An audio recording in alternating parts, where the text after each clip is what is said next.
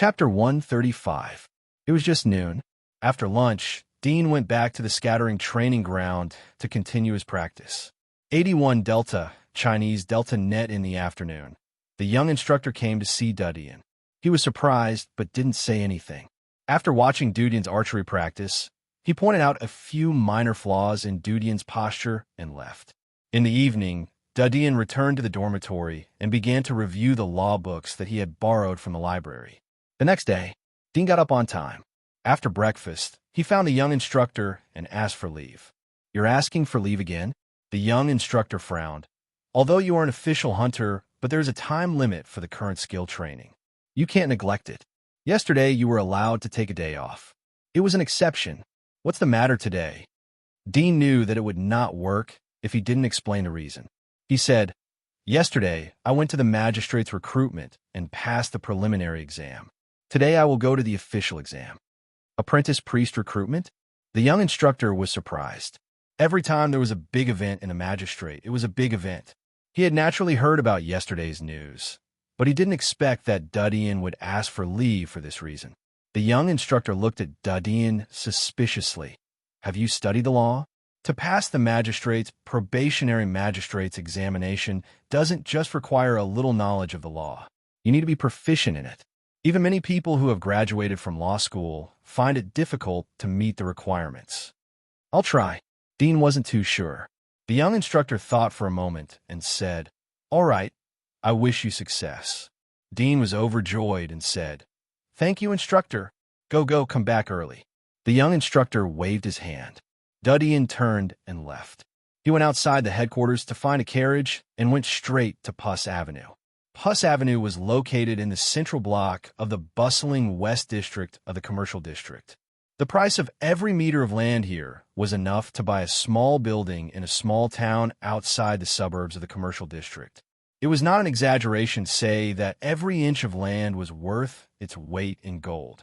The people living in the central area of the Western District were either rich or of high status. Elegant and high-end shops were everywhere.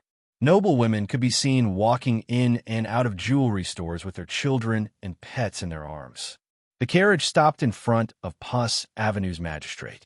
Unlike the neighboring streets, there weren't many people on the street. It was deserted. In the middle of the street, there was a towering building. It was about 30 meters tall, and it looked like a giant black beast.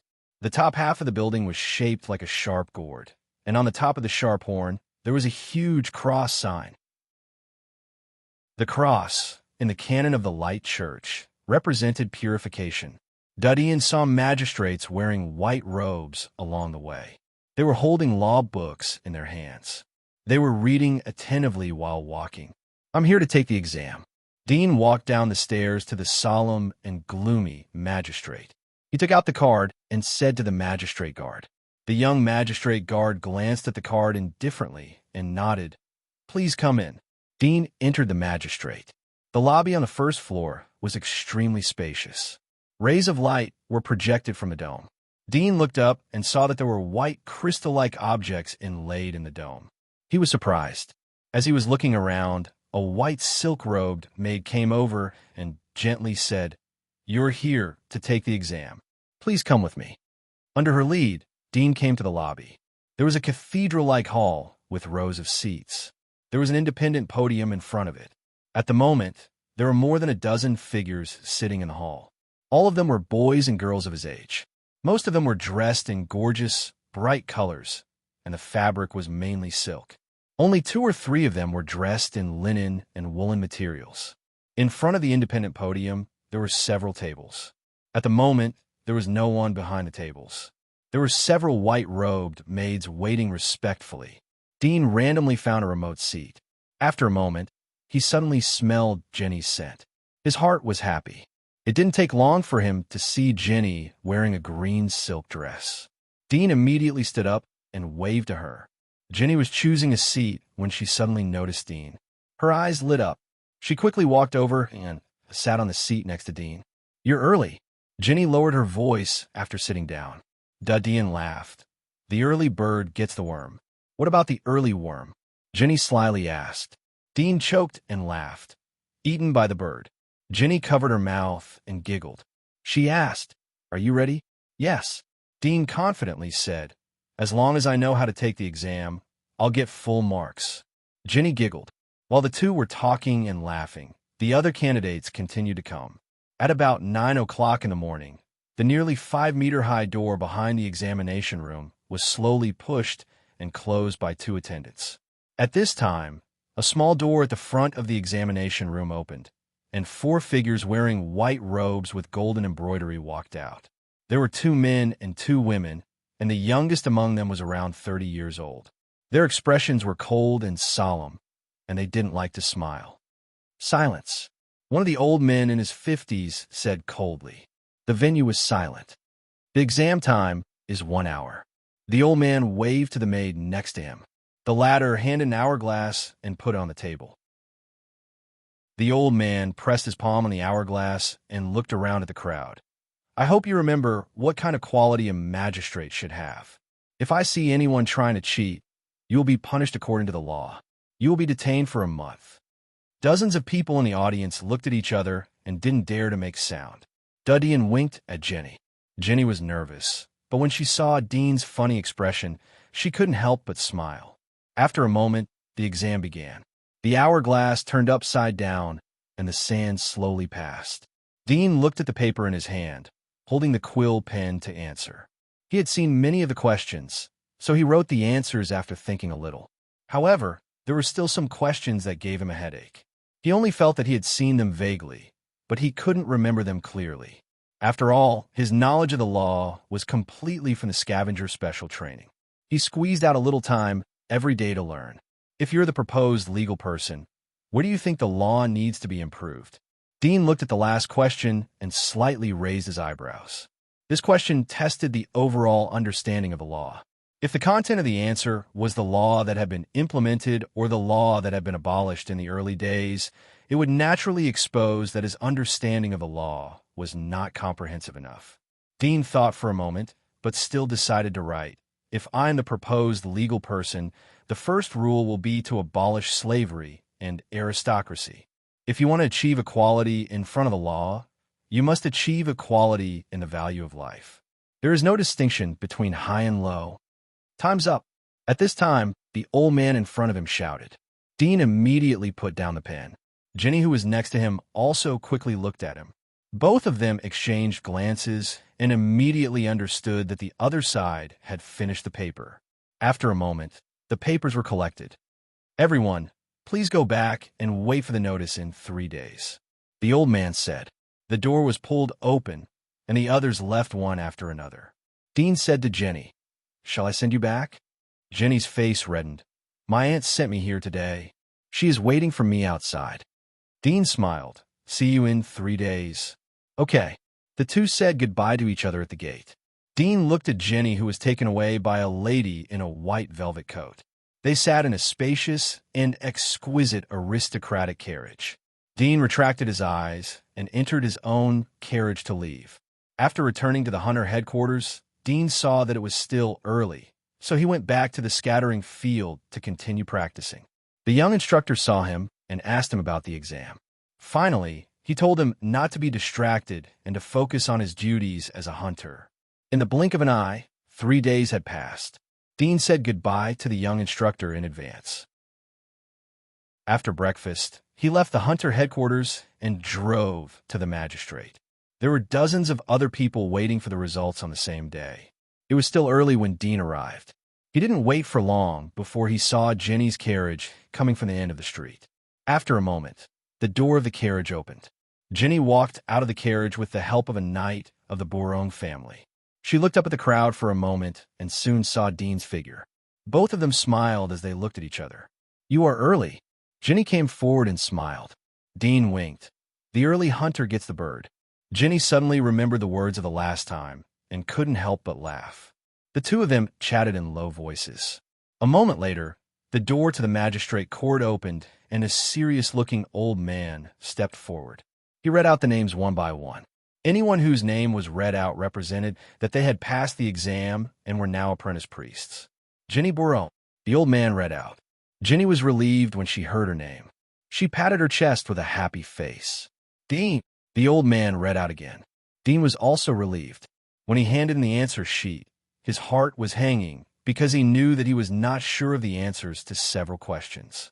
He was purely relying on luck, but he didn't expect that he would still be qualified. Great! Jenny clapped in surprise when she heard Dean's name. Dean saw her happy appearance, and his heart was warm. He smiled. We will work together in the future. Jenny's face reddened. Do you still want to be a scavenger? Dean was surprised. He couldn't help but think of the desolate and cruel scene outside the giant wall. Now that he had obtained the status of a trainee, as long as he wanted, he could completely leave the hunter establishment and live the life of a trainee. Or he could be an ordinary person, just like Peter and other senior members of the scavenger headquarters. Most of them were retired hunters. He hesitated as he thought of this. No one liked to live a precarious life of killing. Even senior hunters were in danger of dying outside the giant wall. Jenny suddenly realized that this was a choice that would determine his future. She hesitated for a moment. If it's too dangerous outside the giant wall, as my father said, then I think you should not go. Dean looked up at her. There was a moment of impulse in his heart. He wanted to agree, but in the end he shook his head slightly. I don't want to live inside the giant wall. Jenny stared at him and suddenly smiled. I knew that I didn't read the wrong person. Dean saw that she wasn't angry. He was relieved and smiled. I also didn't read the wrong person. Soon after, the two of them received their status badges as trainees. When they received their badges, they also learned from the old man about their official reporting date and the basic rules for trainees. The basic principles were the same as the purpose of the magistrate. There were three main things: fairness, justice, and openness. I'll go back first. Jenny waved to Dean and got into the carriage. Dean watched her leave. He also returned to his carriage and set off for the hunter's headquarters. The duties of a trainee were the same as that of an ordinary worker. They needed to work 8 hours a day in the magistrate. If their performance was excellent, then they would be promoted to senior trainee. Then they wouldn't need to report to the magistrate every day. They only needed to accompany their superiors and assist them in dealing with the law cases in various areas. 8 hours. In this case, there isn't much time for hunter training. Dean slightly frowned and murmured, however, if I don't want to be promoted to a senior trainee or a senior trainee, then I don't need to report every day. In that case, I will always be a junior trainee and can only do odd jobs in the magistrate. However, I just want the identity of a trainee. In this way, there will be a layer of protection for my life inside the giant wall. Moreover, it will be convenient for future alchemy activities. Thinking of this, Dean immediately decided to focus on the hunter. After all, the hunter's ability to earn gold coins was far from that of a trainee. It was high risk and high reward. After returning to the hunter's headquarters, Dean went to the scattering training ground and continued to practice. Chapter 136. Time passed day by day. Dean's scattering skills were getting more and more proficient. He was able to quickly pull out arrows and shoot at 4 targets at the same time. From the first time he learned scattering to the present, it only took him half a month. The young instructor was very happy to see Dean's amazing progress. Then he continued to teach Dean other hunter skills. They were lurking, tracking, and crossbow. Lurking included how to eliminate the sound of one's movements, cover up the smell, and quickly change positions. In addition to using undead powder to cover up the smell outside the giant wall, he also needed to rely on himself. After all, some monsters like to hunt undead.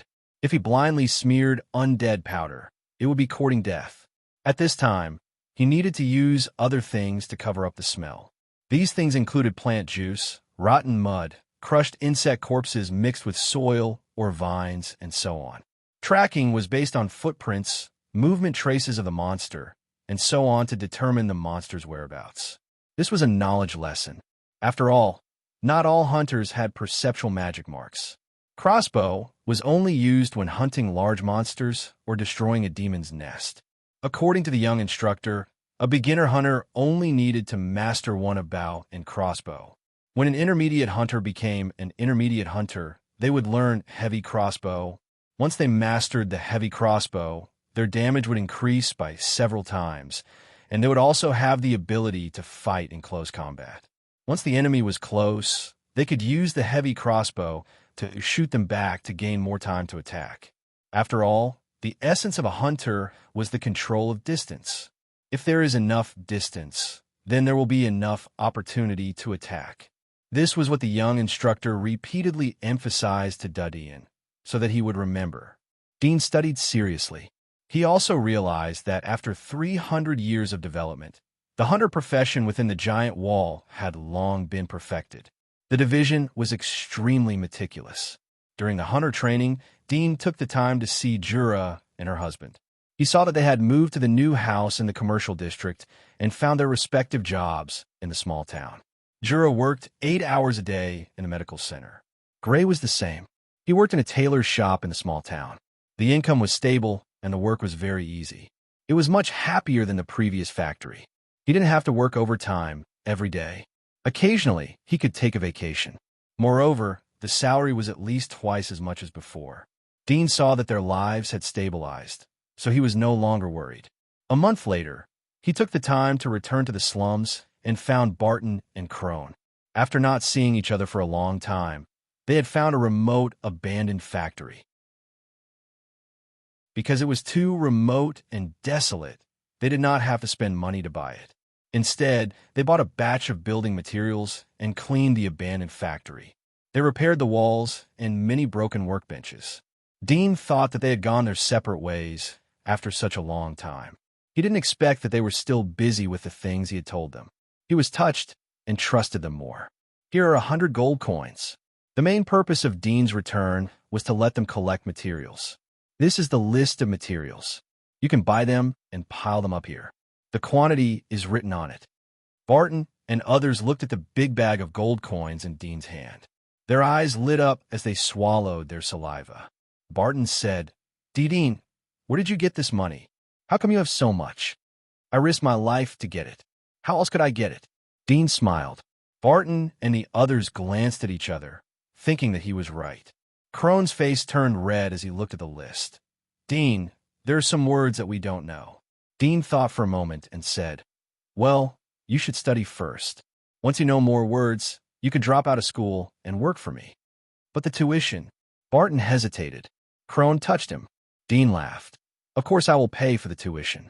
I will leave the money with you, and you can distribute it among yourselves. Although 100 gold coins was a large number, but it was nothing for him. Moreover, he wanted to quickly cultivate Barton and others. First of all, he wanted them to have the ability to manage money and restrain their desire for money. If they had run away with 100 gold coins, Dean could have withdrawn early. Hearing Dean's words, several people's eyes lit up with excitement. Barton was happy but hesitated. It's a lot of money. If we lose it, it depends on your ability. Dean laughed. They looked at each other with a solemn expression. After lunch, Dean went back to the commercial district by car. In his heart, there was still some worry. Although Barton and others were alert and clever, but they were too young and needed to be cultivated. At the same time, he had to prepare a way out for himself. In addition to the daily and boring hunter training, Dean would go to the magistrate once a month to avoid being disqualified as a trainee. Dean would see Jenny every time he went to the magistrate. Every time he chatted with this girl, Dean would feel very good. It was as if he had found another version of himself. He found that Jenny was completely different from other noble girls. She was not snobbish at all, and her character was very easygoing. From hobbies to ideals, they talked about almost everything. Dean came to the magistrate more often. Sometimes he would come 3 to 4 times a month, or even more. In the blink of an eye, more than half a year had passed. Dean came out of the magistrate's office on Puss Avenue. He looked at the gray sky. It was the black snow season, so the air was particularly cold. The particles in the thick radioactive clouds blocked the sun. Even during the daytime, the weather was gray. From time to time, black snowflakes would fall on the houses and the streets. The passers-by were scared and hurried to avoid them. Black snow was the same as the disaster rain. It was an existence that people avoided. The wind outside is so strong. Jenny, who came out from the back, tightened her woolen coat, and her rosy cheeks immediately faded a little. Dean saw her pale face and felt sorry for her. He took off his coat and put it on her shoulders. He asked, "Are you still cold?" Jenny was a little anxious and quickly said, "Put it on quickly. You'll freeze." "I'm not cold." Dean smiled and felt warm in his heart. "You are a liar." Jenny bit her lower lip.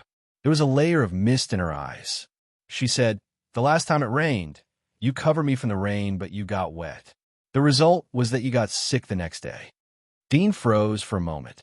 He didn't expect her to remember this matter. It was 3 months ago. It was the Black Death season. The temperature was extremely high, and there was very little rain. That day was Jenny's vacation day. The two had an appointment to go out to play, but it suddenly rained. He didn't expect that with his physique, he would catch a cold. It could be seen that even if he had the physique of a hunter, he would have to retreat in the face of the rain. "Why are you so good to me?" Jenny grabbed Dean's clothes and looked up at him. Dean looked at her sparkling eyes. His heart was warm. He couldn't help but say, "Because I like you." After that, he felt his heartbeat stop. The whole world seemed to be quiet in an instant. He couldn't help but feel a trace of regret in his heart. But he was more nervous and looking forward to it. Jenny didn't expect Dean to suddenly confess. She was stunned for a moment. Her cheeks suddenly turned crimson. She lowered her head and whispered, "I like you too." Dean's hearing was very good. He felt as if his brain was going to explode. Endless joy rushed into his mind. His blood seemed to be boiling. He felt that the cold wind outside was as warm as the spring breeze. He was surprised. "Really?" Jenny saw Dean's excited and happy appearance. Her cheeks became redder, but she didn't avoid it. She softly said, "Yes." Dean suddenly felt unprecedented happiness. It was as if he was surrounded by the whole world. He held the girl tightly in his arms and smelled the faint fragrance of her hair. His heart was full of emotions. After a long time, the two separated. "I'll send you back," Dean said happily. Jenny's face was still red. She gently nodded. Dean looked at the carriage and knights waiting for Jenny in the distance. There was a trace of a smile in his eyes. "But we have to take a detour." Then he took Jenny's hand and went around to the side to sneak away. Jenny's face became redder. She closely followed him. That night, Dean sent Jenny to the front of the castle. He waited for her to enter the castle before returning to his residence. He was excited along the way. He couldn't wait to punch a few times in the carriage or immediately find a bow and arrow to shoot thousands of arrows. Half a month later, Jenny was sorting out books in the library of the magistrate in Phillips Avenue. This was her job as a trainee priest. Dean was also here, standing on a ladder, helping her to sort the books and put them on the bookshelf. After sorting out the books, Dean went down the ladder and whispered to Jenny, "I have a surprise for you.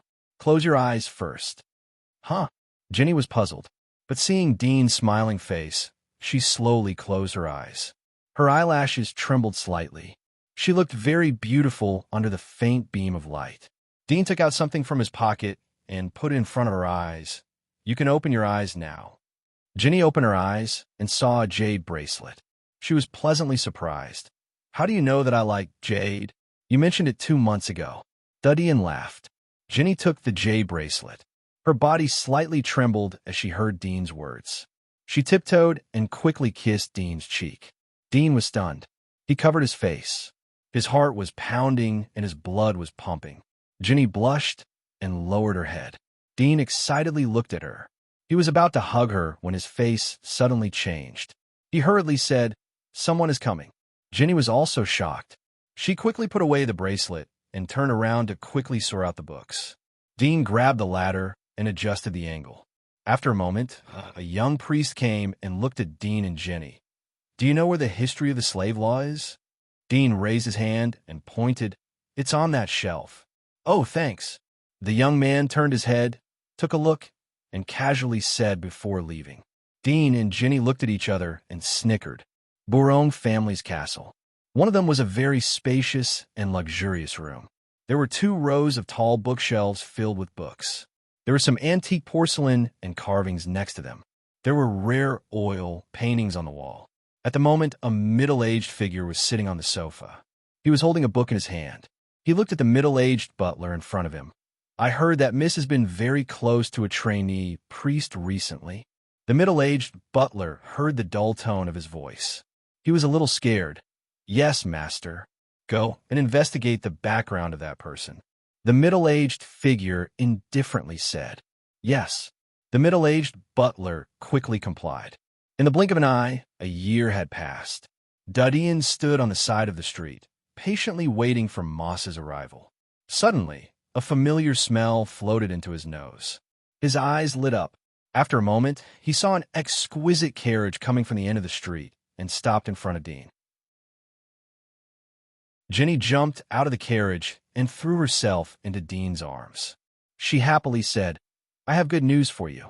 Do you want to hear it? Dean held her body and laughed. What's the good news? It's a great thing. Jenny blinked her eyes. She couldn't suppress the excitement on her face. My father agreed to let us be together. Agreed? Dean was surprised. When Jenny's father knew that he and Jenny were together, he sent people to make him leave. They threatened him and tempted him with a lot of money. But Dean didn't agree. Because of his identity as a trainee priest, the other side didn't use brutal means. Later on, the matter was left unsettled. Now after so long, the other side agreed. Looking at Dean's skeptical expression, Jenny nodded. My father said that he refused you before not because you are a civilian, but because he was worried that you are useless. You can't be a priest or a hunter. So he said that this time he will personally arrange a hunting task for you. If you can complete it, he will agree to let us be together. Personally arrange a hunting task for me? Dean slightly frowned. His heart felt a trace of unease. His identity as a hunter had long been known by the other side. If he didn't have the protection of a trainee priest, it was estimated that he would have been forcibly separated by the other side.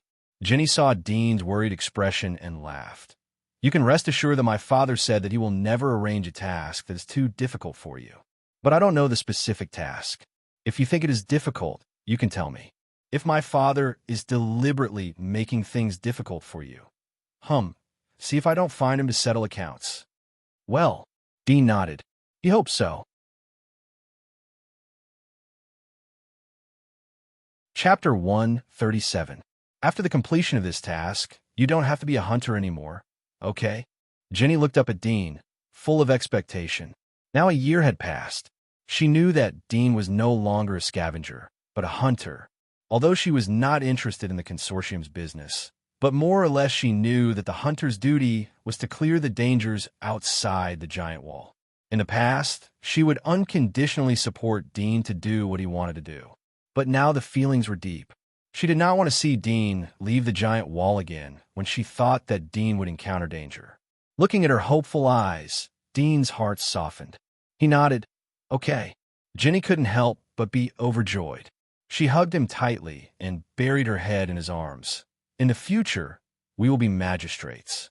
We will be together every day. How happy it will be. Dean's heart was full of yearning when he heard her words. The more he fell in love with this girl, the more he did not want to face the life outside the giant wall. He even did not want to practice archery. When he was shooting, his mind was full of her figure. It was difficult to concentrate his thoughts. He just wanted to accompany her every day and look at her forever. Since the two fell in love 6 months ago, Dean would go to the magistrate to accompany Jenny back to her home every day after completing his training. Whenever Jenny had a holiday, he would take a leave to accompany her to play around. In such a life, he found himself tired of the boring archery practice. Even the alchemy factory that was ready was abandoned. He did not go back to visit for a long time. Dean felt tired every time he thought of his ideals and ambitions. He just wanted to accompany the girl every day. He did not want to go outside the giant wall and train hard. My father will give you a task in a few days. You go back and prepare for it. I won't bother you. Jenny raised her head from Dean's chest and looked at him. Dean smiled and said, You are quite sensible. Of course, Jenny proudly said. Dean also felt that he needed to prepare well. Since the other party had given him this opportunity, he had to grasp it. If the task was beyond his ability, he would decisively refuse. But if it was just a little difficult, he was willing to fight to prove to Jenny's father that he was worthy of his daughter's life. 2 days later, Dean received a notice that he was assigned to the third team to carry out a mission outside the giant wall. The content of the mission was to head to Zone 2 and slay the named monster of Zone 2, Corpse Eater. Corpse Eater. Dean frowned as he read the content of the mission. The captain of the third team is an intermediate hunter and a knight. The ghoul's hunting level is 18. With the captain's strength, he should be able to resist one or two of them. With the cooperation of the others and me, the chance of killing should be about 60%. During this year of training, he had taken the time to read the Atlas of the monsters outside the giant wall. It was said that this atlas was passed down from the inner wall. It recorded the basic information of the various monsters outside the giant wall. Moreover, according to this information, he was able to evaluate the hunting level of the monsters. In a long history of development, there would be some deviation between the hunting level and the actual combat power of the monsters in the early days. But now the deviation was very small. It was basically in line with the estimated hunting level, and the deviation would not be more than one level. After thinking for a moment, Dean immediately decided to execute it. Although it was difficult, but it was not without hope. Duddian packed his luggage. He put the detonator that he had secretly prepared 6 months ago into his bag. It might be useful in a critical moment. After all, the fortress in Area Number 7 should have been scavenged by now.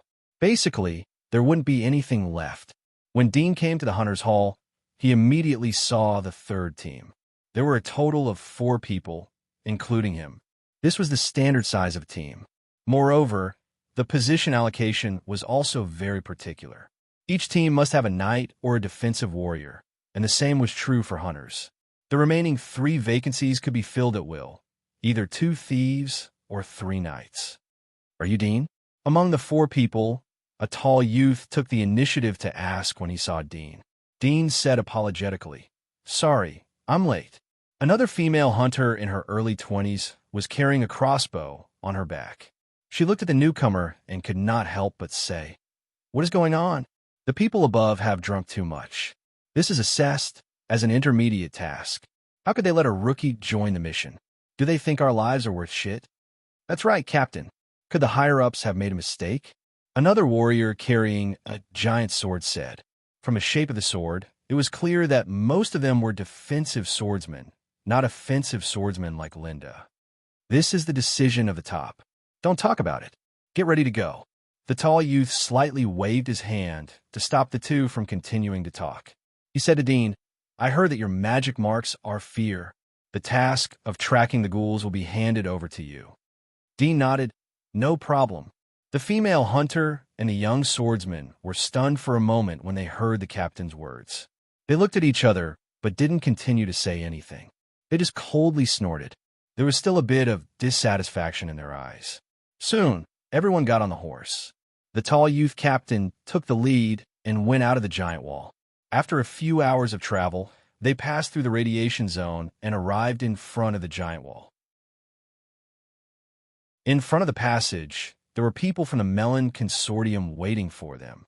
When they saw Dean and others, they immediately greeted and helped to open the passage. As they passed through the dark passage, Dean followed the others. As usual, he stopped in front of the goddess of the hunt, engraved on the wall, and prayed. Then he left the passage and came to the outside of the giant wall. This passage was different from the passage that Dean had used to go to Area Number 1. Outside was not a giant forest, but a desolate plain. The ground was full of rubble. Under the rubble, the outline of the foundation of the building was faintly visible. "Let's go." It was obviously not the first time for the tall youth to come here. After a quick glance, he confirmed that there was no danger around. He took out a map from his backpack and looked at it. He took the lead to lead the way. Dean, the female hunter, the swordsman, and the other thief followed closely behind. "Rookie, if you smell any dangerous smell, remember to remind us," the swordsman said to Dean. Dean frowned but didn't say anything. The ghoul's favorite area of activity is the carrion swamp on the north side. The tall youth said to the crowd, "Hurry up. There are traces of other monsters wandering nearby. It's a big guy."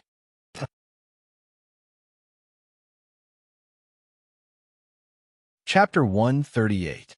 Under the leadership of the tall youth, They quickly moved forward in the rubble.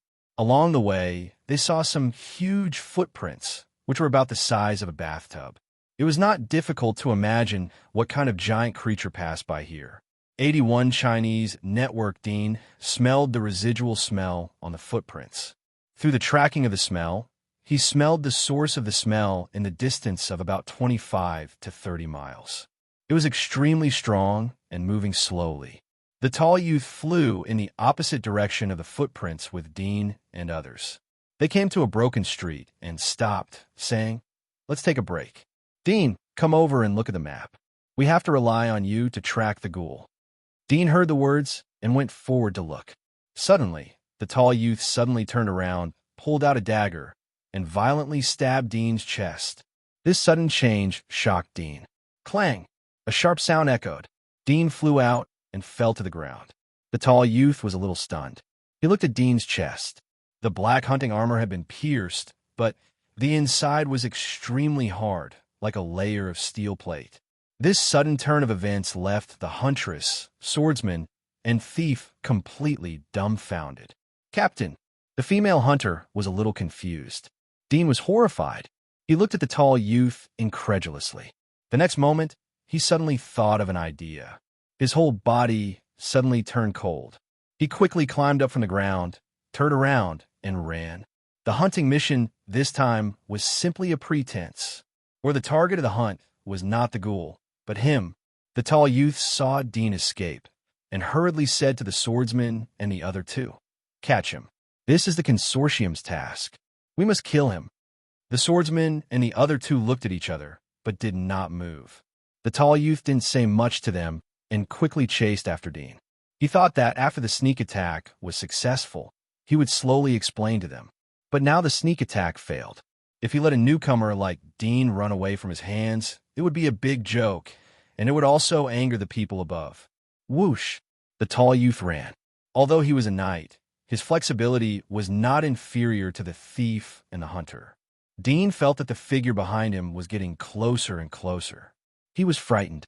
He had no chance of winning against an intermediate hunter. He hurriedly threw out the life bag on his back. Although there was a detonator inside, it was too late to ignite. It was just a burden. Run! Dean ran for his life. Whoosh! Suddenly, a sound of breaking wind swept over. When Dean heard the sound of the wind, he instinctively wanted to look back, but an alarm sounded in his mind. He couldn't look back, and his body took the lead to hide to the side. Although he dodged quickly, a piercing pain still came from his back. It was as if a truck had hit him from behind. His body involuntarily fell forward and rolled several times on the ground. At this time, Dean saw that the tall youth was quickly catching up. He also saw the tip of the spear from his back to his abdomen. Dean's eyes were red. Enduring the pain, he pulled out the spear from his back. Blood gushed out and sputtered on the ground. Humph!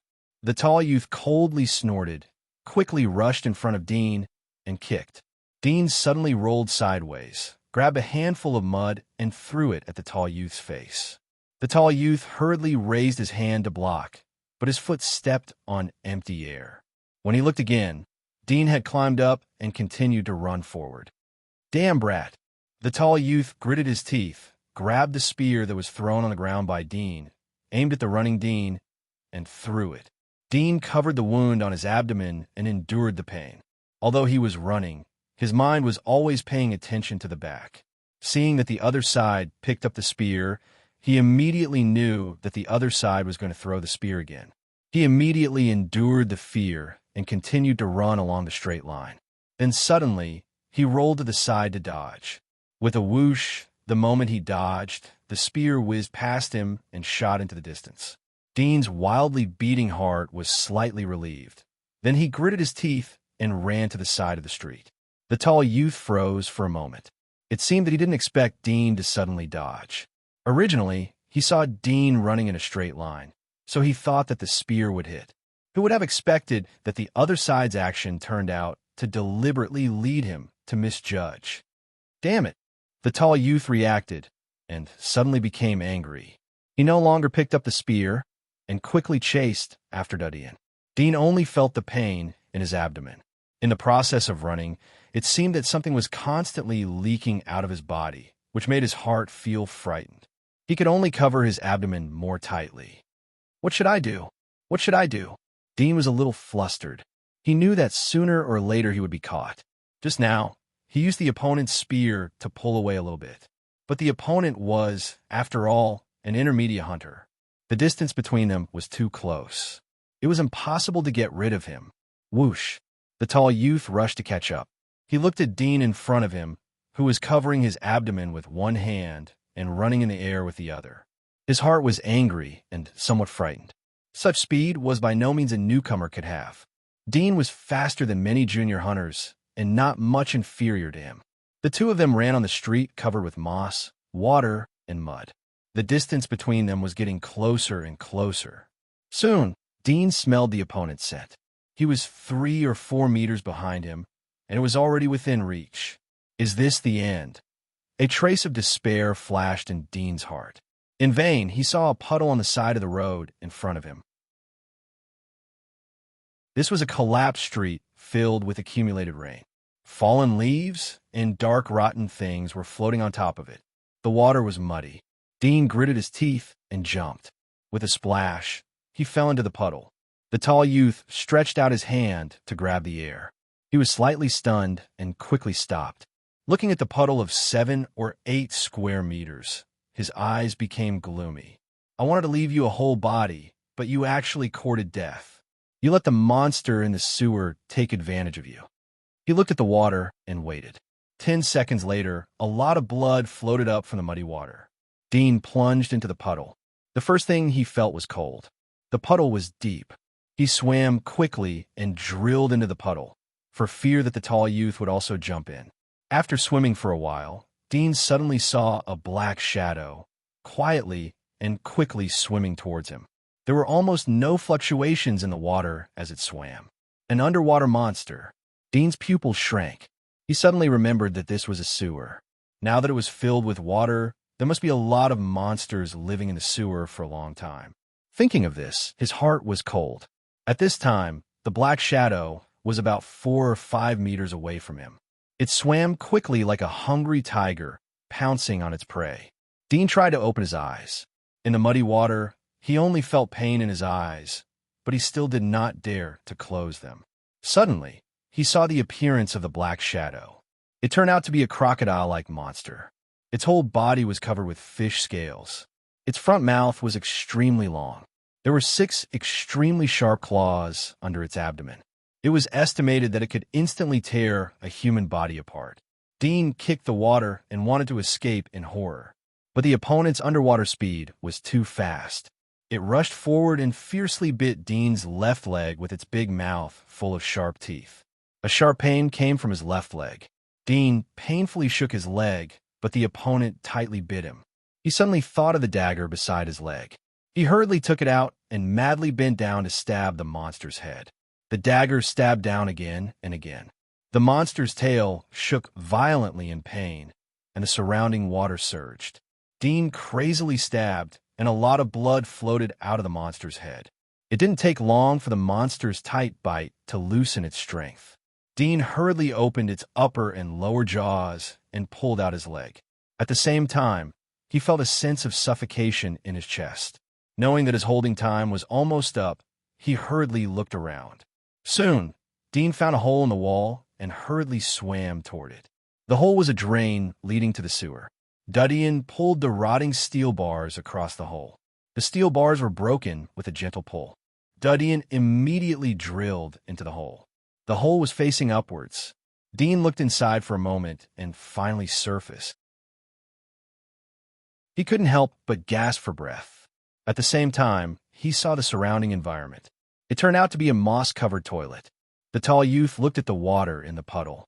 As the water surged, a lot of blood floated out and dyed the turbid water light red. At this time, the hunter and others caught up and looked at the blood in the puddle. They looked at the tall youth in bewilderment. "Captain, why?" The tall man tilted his head to look at them and said indifferently, "This is a mission from the higher-ups, and it's from the blonde family. Each of you will be given 1,000 gold coins to keep your mouth shut. You'd better not leak what happened today, or I won't be able to protect you." The hunter and the other two looked at each other. Dean didn't dare to break the toilet. The distance between him and the tall youth was less than 20 meters. It was easy to alarm the tall youth. He vaguely remembered that there were several collapsed buildings nearby. He should have come to one of the buildings along the sewer. He gently gasped. He didn't dare to let his breath be too loud. His body was still soaked in the water. His palms were tightly covering the side of his abdomen. After soaking in the water, he felt that the wound on his back was getting more and more painful. It seemed that blood was constantly flowing out of it. After a moment, Dean smelled the scent of the hunter and others. He immediately held his breath and sank his head into the water again. He didn't dare to make the slightest movement. He was afraid that they had perceptive magic marks and could find his position. When he couldn't hold his breath again, Dean carefully floated his head out of the water. He controlled his chest to slowly inhale a trace of air. At the same time, he smelled their scent. He felt that they were still in front of the puddle. He couldn't help but feel a little nervous. He faintly felt that it was too dangerous here. He immediately took a deep breath and sank into the water. He continued to swim along the previous hole. He secretly prayed that he wouldn't encounter underwater monsters again. He swam along the wall of the sewer. Although the light inside was dim, fortunately, his vision wasn't affected by the darkness. After swimming for more than 10 meters, he saw a huge seaweed-like monster in the distance. Its whole body was floating like seaweed-like tentacles. The monster seemed to smell the blood on his body. It immediately swam over slowly. Dean was scared and stopped in a hurry.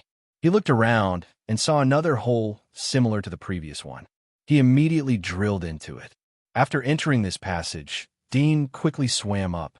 The position exposed to the water was still a toilet, but this toilet had long been smashed.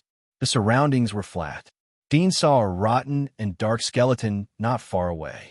The ground was full of rotten dust and some unknown monster feces. At this time, Dean smelled the smell of the tall youth and others in front of the puddle. He turned back along the original road. It seemed that they were worried about the underwater monster and gave up jumping into search. After all, Dean was seriously injured and there was blood on his body. The hope of surviving underwater was close to zero. Moreover, although these hunters often went outside the giant wall to hunt monsters, they didn't know the structure under the ruins of the city. Dean quietly felt that they had gone far away. His tense heart also relaxed. At this moment, he felt pain in his feet. Then countless cold and soft things wrapped around his legs and climbed all the way to his upper body. Dean suddenly thought of the seaweed-like underwater monster. He was scared and hurriedly climbed out of the toilet. Although the area under the toilet was very small, the surrounding ground had been soaked in water. The concrete had long been rotten. Dean pushed hard and broke a hole. He crawled out and looked back. He saw that the tentacles of the seaweed-like monster were like green snakes. The top of the tentacles opened a sharp mouth and gnawed his body. Fortunately, he had the hunter armor to block, so he wasn't bitten too seriously. Dean felt numb. He held the dagger and madly stabbed it. The monster was in pain. The green snake-like tentacles bit Dean's face. Dean hurriedly waved the dagger and cut it off. The monster screamed in pain. The tentacles wrapped around Dean's body suddenly retracted. Its body slid into the puddle near the toilet. Blood floated on the surface of the water. Dean was relieved when he saw that the monster was scared away. He didn't dare to stay here any longer. He carefully climbed out of the collapsed building. I have to deal with the wound as soon as possible. Dean felt the pain in his thighs and back. His face was ugly, but he didn't dare to stay in the vicinity for a long time. He didn't want the monster to suddenly turn back. He took off the hunter armor and threw it into the roadside water. Then he took out a soaked gauze from the first aid kit and wrapped it around the wound. He found some vines and green leaves and crushed them. He let the plant juice mix with the bloody smell to suppress the spread of the blood. Then he washed the blood off the hunter armor and smeared mud on it. He put on his body. The smell of rotten mud wafted from his body. I have to leave here as soon as possible. Once I'm targeted by a large monster, I'll be dead. Dean was very nervous. Concealing the smell was a relatively safer method. But in front of some level hunter monsters, this kind of camouflage was useless. 2 days passed in the blink of an eye. Dean appeared at the border of Area Number 2. From the surrounding buildings, he could vaguely see the flag of the Melon Consortium. There was also the emblem of fuel sprayed on the ground. It symbolized that this was the territory of the Melon Consortium. In front is area number 9. From area number 6, I could go to area number 9. Dean crossed a flag, clutched his abdomen, and limped into area number 6. In the past 2 days, he almost didn't dare to clean the wounds on his body. All the first aid items on his body were soaked in the water and lost their effect. Only a few bottles of hemostatic medicine had a little effect, but the wound was infected by the water and had rotted. He had to cut off the wound and bandage it. Cutting off the festering tissue also meant that there would be a bloody smell. In a dangerous area like area number 2, Dean could only endure the rotting of the wound. He only hoped to return to area number 9 as soon as possible. It was the closest safe area to him. I didn't expect that his purpose was to kill me and not to test me. Dean's heart was full of pain and sadness. He thought that his father-in-law was really merciful. Like Jenny said, he didn't despise his civilian identity. He didn't expect that he was too naive and overestimated his value. In the eyes of the other, he may be a humble worm. How could he allow such a worm to drag down his daughter? This matter, Jenny should know. Dean recalled Jenny's happy appearance before leaving. From her every move, it was obvious that she was kept in the dark. This made his heart feel a lot better. Before returning to the giant wall, I have to improve my strength as soon as possible. Otherwise, he will send consortium assassins to assassinate me. Even a magistrate won't be able to help me. At most, the consortium will lose an assassin. Dean secretly said, as long as I am careful of his plot, even if he is a noble, he has no right to kill me. After all, the magistrate has executed nobles in the history of the magistrate. He won't dare to take such a risk. When the time comes, I will promote the position of the clergyman and take Jenny away. Dean secretly calculated.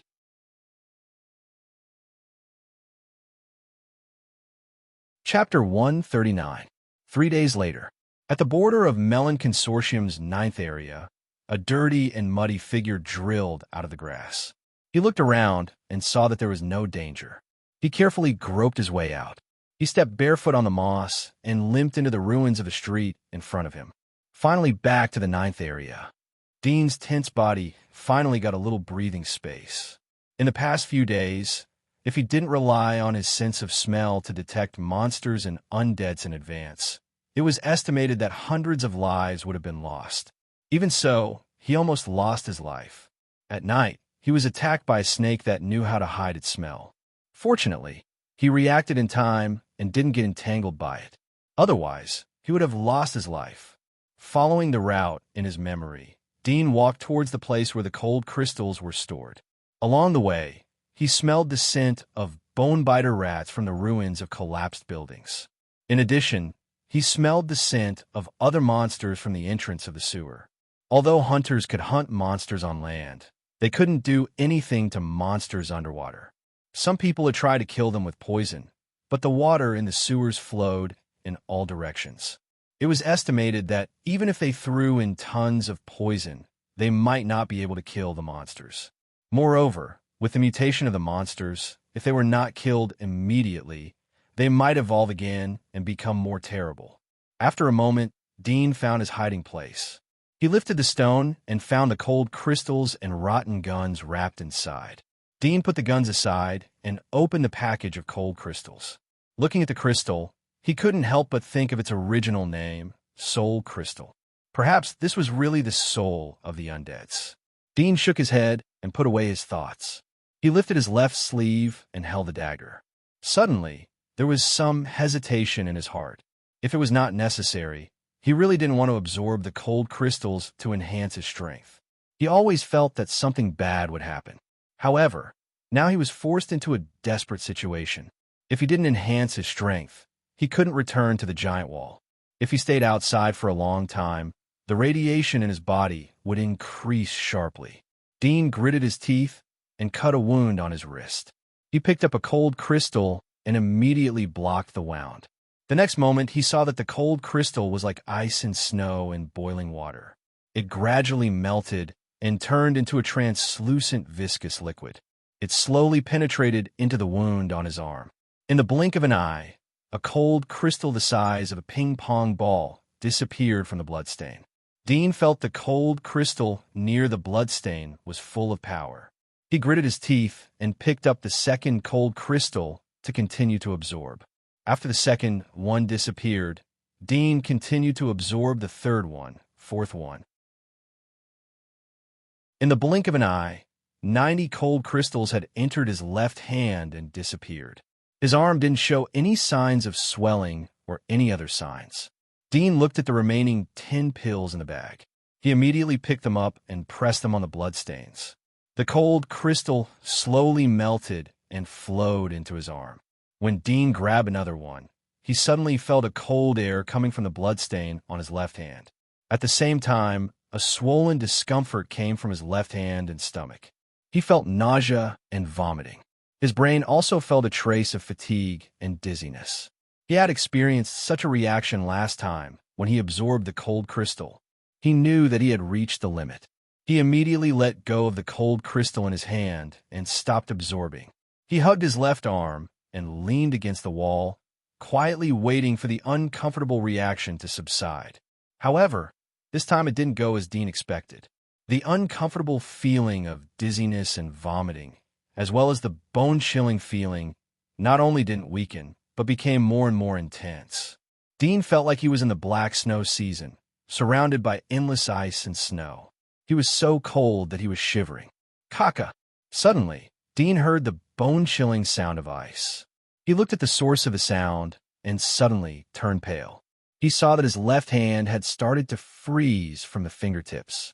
Moreover, the frozen ice slowly spread along the fingers to the palm and then the wrist. Looking at the trend, it seemed to spread along the left hand to the whole body. Dean was frightened and hurriedly covered the frozen part of his left wrist. Suddenly, he felt the bone-chilling cold pouring into his right hand. The ice covered his right hand. He was scared and hurriedly pulled back his right hand. Looking at the ice still spreading up, his mind was a little blank. In this moment of panic, he suddenly thought of fire. The best way to stop the cold was to use fire. His right hand hurriedly took out the fire sickle hidden in the chest armor that he carried with him. His other hand held the fire sickle and rubbed it with all his might. Soon, sparks were ignited. He picked up the dry firewood on the ground next to him, bit the silk with his teeth, and threw it on the sparks. It gradually burned. He kept picking up the nearby fallen leaves and withered vines, stacking them on the sparks and burning them. The fire was getting bigger and bigger. However, Dean saw that on his left hand, the ice was still spreading up to his elbow. The cold feeling of his whole body was not warmed by the strong flame. Suddenly, he gritted his teeth, made up his mind, and stretched his left hand to the flame. The ice on his hand melted quickly when it met the raging fire, and there was a burst of sharp pain from his arm. The pain was not from the burning flame, but from the inside of his arm, as if it was being stabbed by countless ice knives. Dean took back his left hand and hugged it, rolling on the ground in pain. After the flames fell off his arm, the piercing pain immediately lessened. However, the ice that had stopped spreading once again followed his arm and extended towards his shoulder. This made him feel terrified. He didn't know if it would continue to spread after it reached his shoulder. If it froze his throat, he would suffocate to death. Dean gritted his teeth and raised his left hand again, grilling it on the fire. The ice gradually melted into water, dripped into the fire, evaporated into water vapor, and made a hissing sound. A bone-piercing pain came from his left hand. He was in so much pain that he wanted to scratch his scalp. He tried his best to pull his hand back, but he resisted the urge to do so. He picked up a thick piece of firewood from the ground and bit it tightly. The sharp pain made him lose all restraint, and he let out a beast-like howl from his throat. Tears were secreted from his tear ducts and flowed all over his face. Bean-sized beads of cold sweat also seeped from his forehead, mixed with tears. In such a painful endurance, he did not feel the passage of time. He did not know how much time had passed.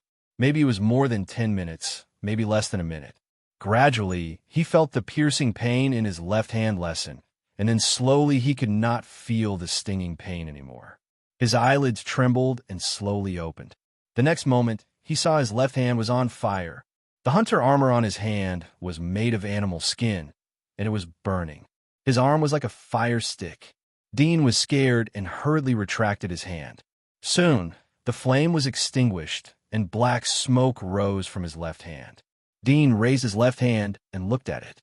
He found that the skin of his left hand was only slightly burned, but the hunter armor on his left hand was burned to rags. He was relieved, but the next moment he was stunned.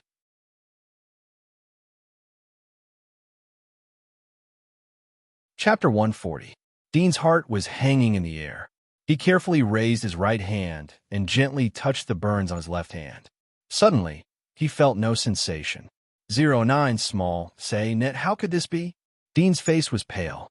His right hand was tightly covering several burns. Through his right hand, he could feel the extremely high temperature of his left hand. However, his left hand was touched by the burns, but he still felt no sensation. Impossible.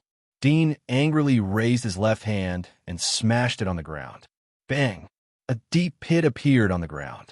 Dean was stunned. He raised his left hand and tried to make a fist. He saw that his fingers could move freely. When he wanted to make a fist, his left hand could make a fist. However, even if he made a fist, his left hand still couldn't feel it. He couldn't even feel the touch of his fingers on his palm. This feeling was very strange. He could clearly see the movement of his left hand and even control his left hand, but he couldn't feel his left hand being controlled by his brain. Dean gradually calmed down. He repeatedly looked at his left hand in his heart. Suddenly, he thought of the pit on the ground. He raised his left hand and grabbed the stone next to him. Bang! As soon as he grabbed it, the stone shattered in his palm. This stone was a concrete stone, and it had long been rotten. Originally, Dean wanted to smash it easily, but he absolutely didn't feel like now. He almost couldn't feel his own strength, but it was broken. Dean changed his right hand and continued to grab another stone. The touch was clear. He gently exerted force, and with a bang, the stone shattered again. Dean was suddenly relieved.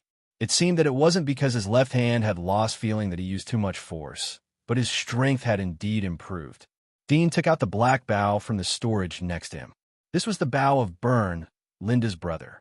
He pinched the bowstring and just pulled it. With a bang, the bowstring suddenly broke and almost bounced on his face. Whether it's the weight of the grip or the feeling of pulling the bowstring, it's obviously light, as if it's made of straw. Dean grabbed both ends of the bow with both hands. With a little force, the black bow suddenly bent into a circle. My strength has increased, and it's more than doubled. Dean was a little excited, but when he saw the burns on his left hand, the joy in his heart suddenly disappeared. Although my strength has increased, but my left hand is equivalent to a waste. Although I can move, but the nerves inside should all be dead. I don't know if there will be other sequelae. Without the sense of touch, there will be a deviation in the grasp of power in the future. I can only rely on feeling. Thinking of this, he sighed in his heart. He continued to move his left hand, but he still couldn't feel it. He took out a dagger and heated it on the fire. He took out disinfectant and gauze from the first aid kit. After the dagger was heated, he opened his abdomen armor. He saw the hole in the side of his abdomen that was pierced by the tall youth's spear. The rotten flesh had rolled out. He gritted his teeth and used the dagger to cut off the rotten flesh on the outside of the wound. Hiss! The pain made him gasp. He clenched his teeth and endured it.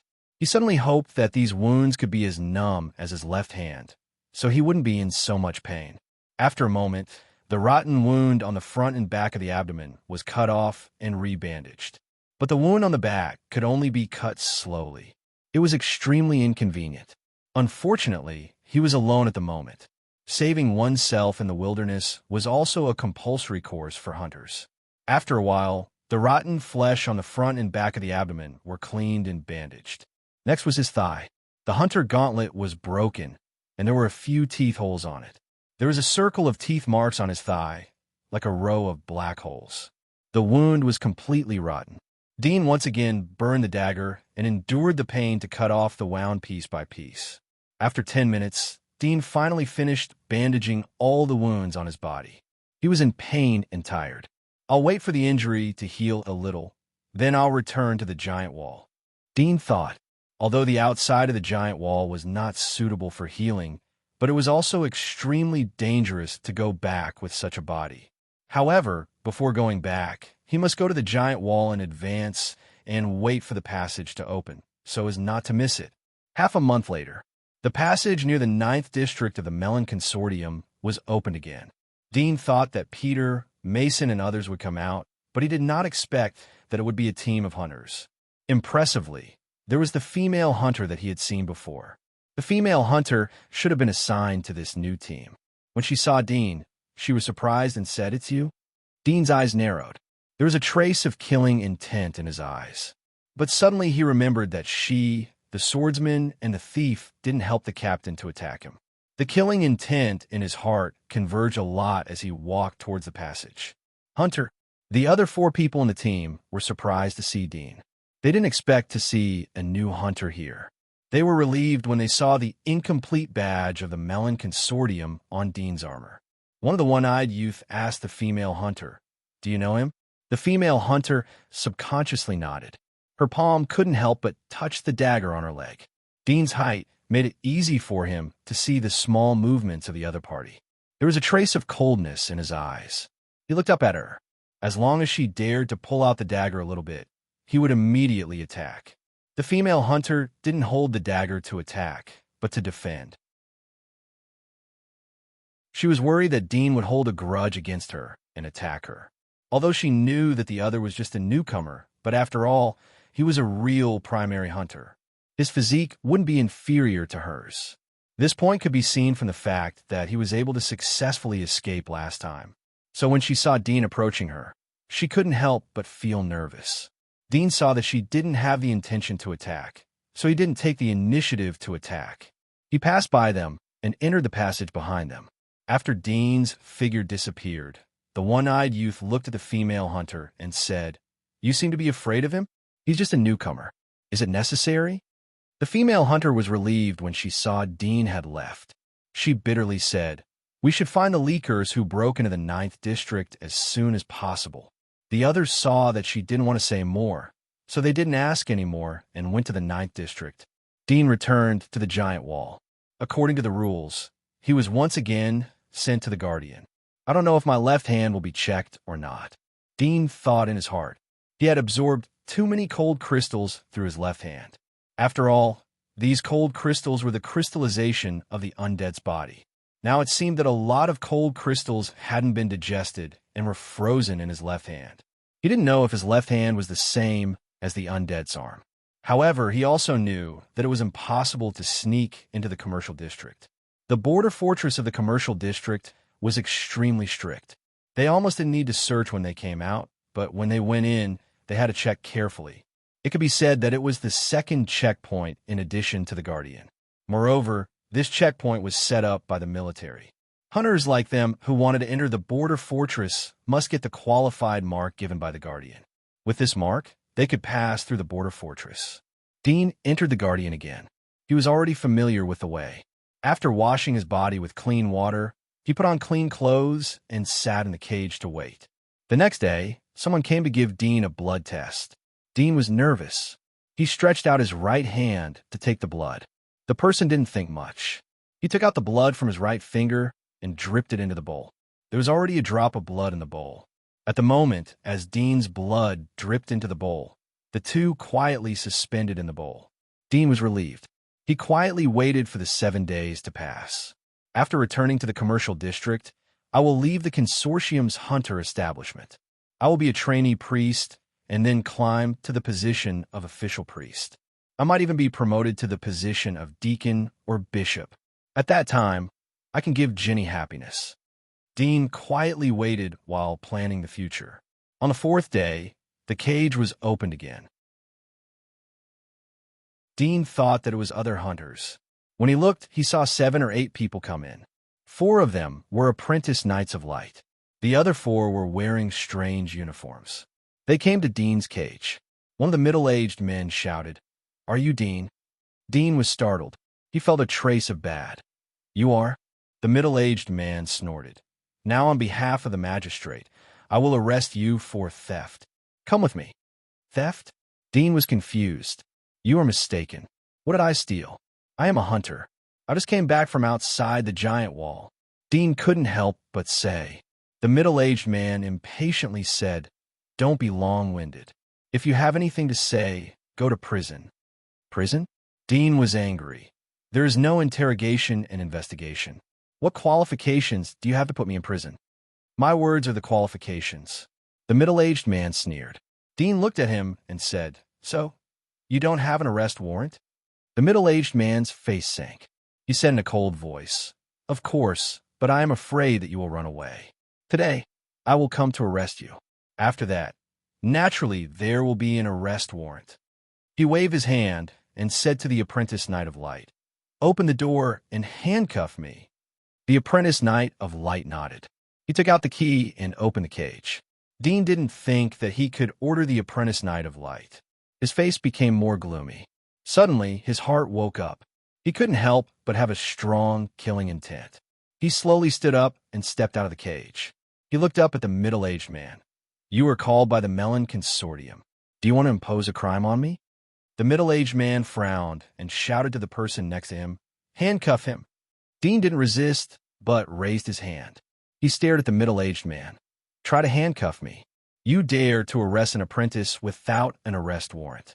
Even if I am in prison, even if my crime has been confirmed by you, I still have the right to sue you as an apprentice for ignoring judicial procedures and abusing law enforcement."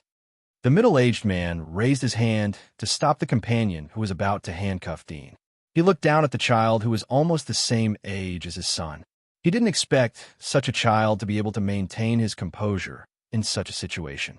He was shocked, but also felt a bit tricky. After a long silence, he said, "Boy, you have guts. Do you think you are worthy to call me a boy?" Dean sneered. The middle-aged man slightly frowned. He didn't want to argue with Dean. "Wait for me to get the arrest warrant tomorrow. You will see." Then he waved his hand and beckoned a few people to leave. The apprentice Knight of Light and his companions looked at each other. They didn't expect that they would be forced back by Dean. They felt a bit vexed and could only go back dejectedly. After all, no one wanted to bear unnecessary trouble. Dean looked at them leaving, but his heart didn't have the slightest joy of winning the battle. Instead, his heart was incomparably cold, full of unspeakable anger and killing intent. At the same time, he quickly thought of a way out. If they say I stole, I have sufficient alibi. Even if they maliciously frame me, there is no evidence.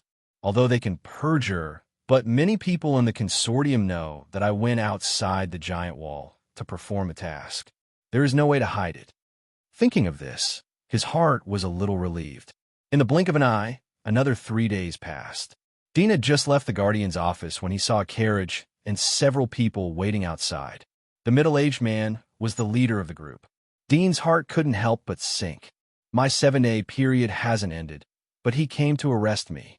Obviously, he didn't convict me at that time. Dean thought in his heart. In the past 3 days, he thought of some strange things.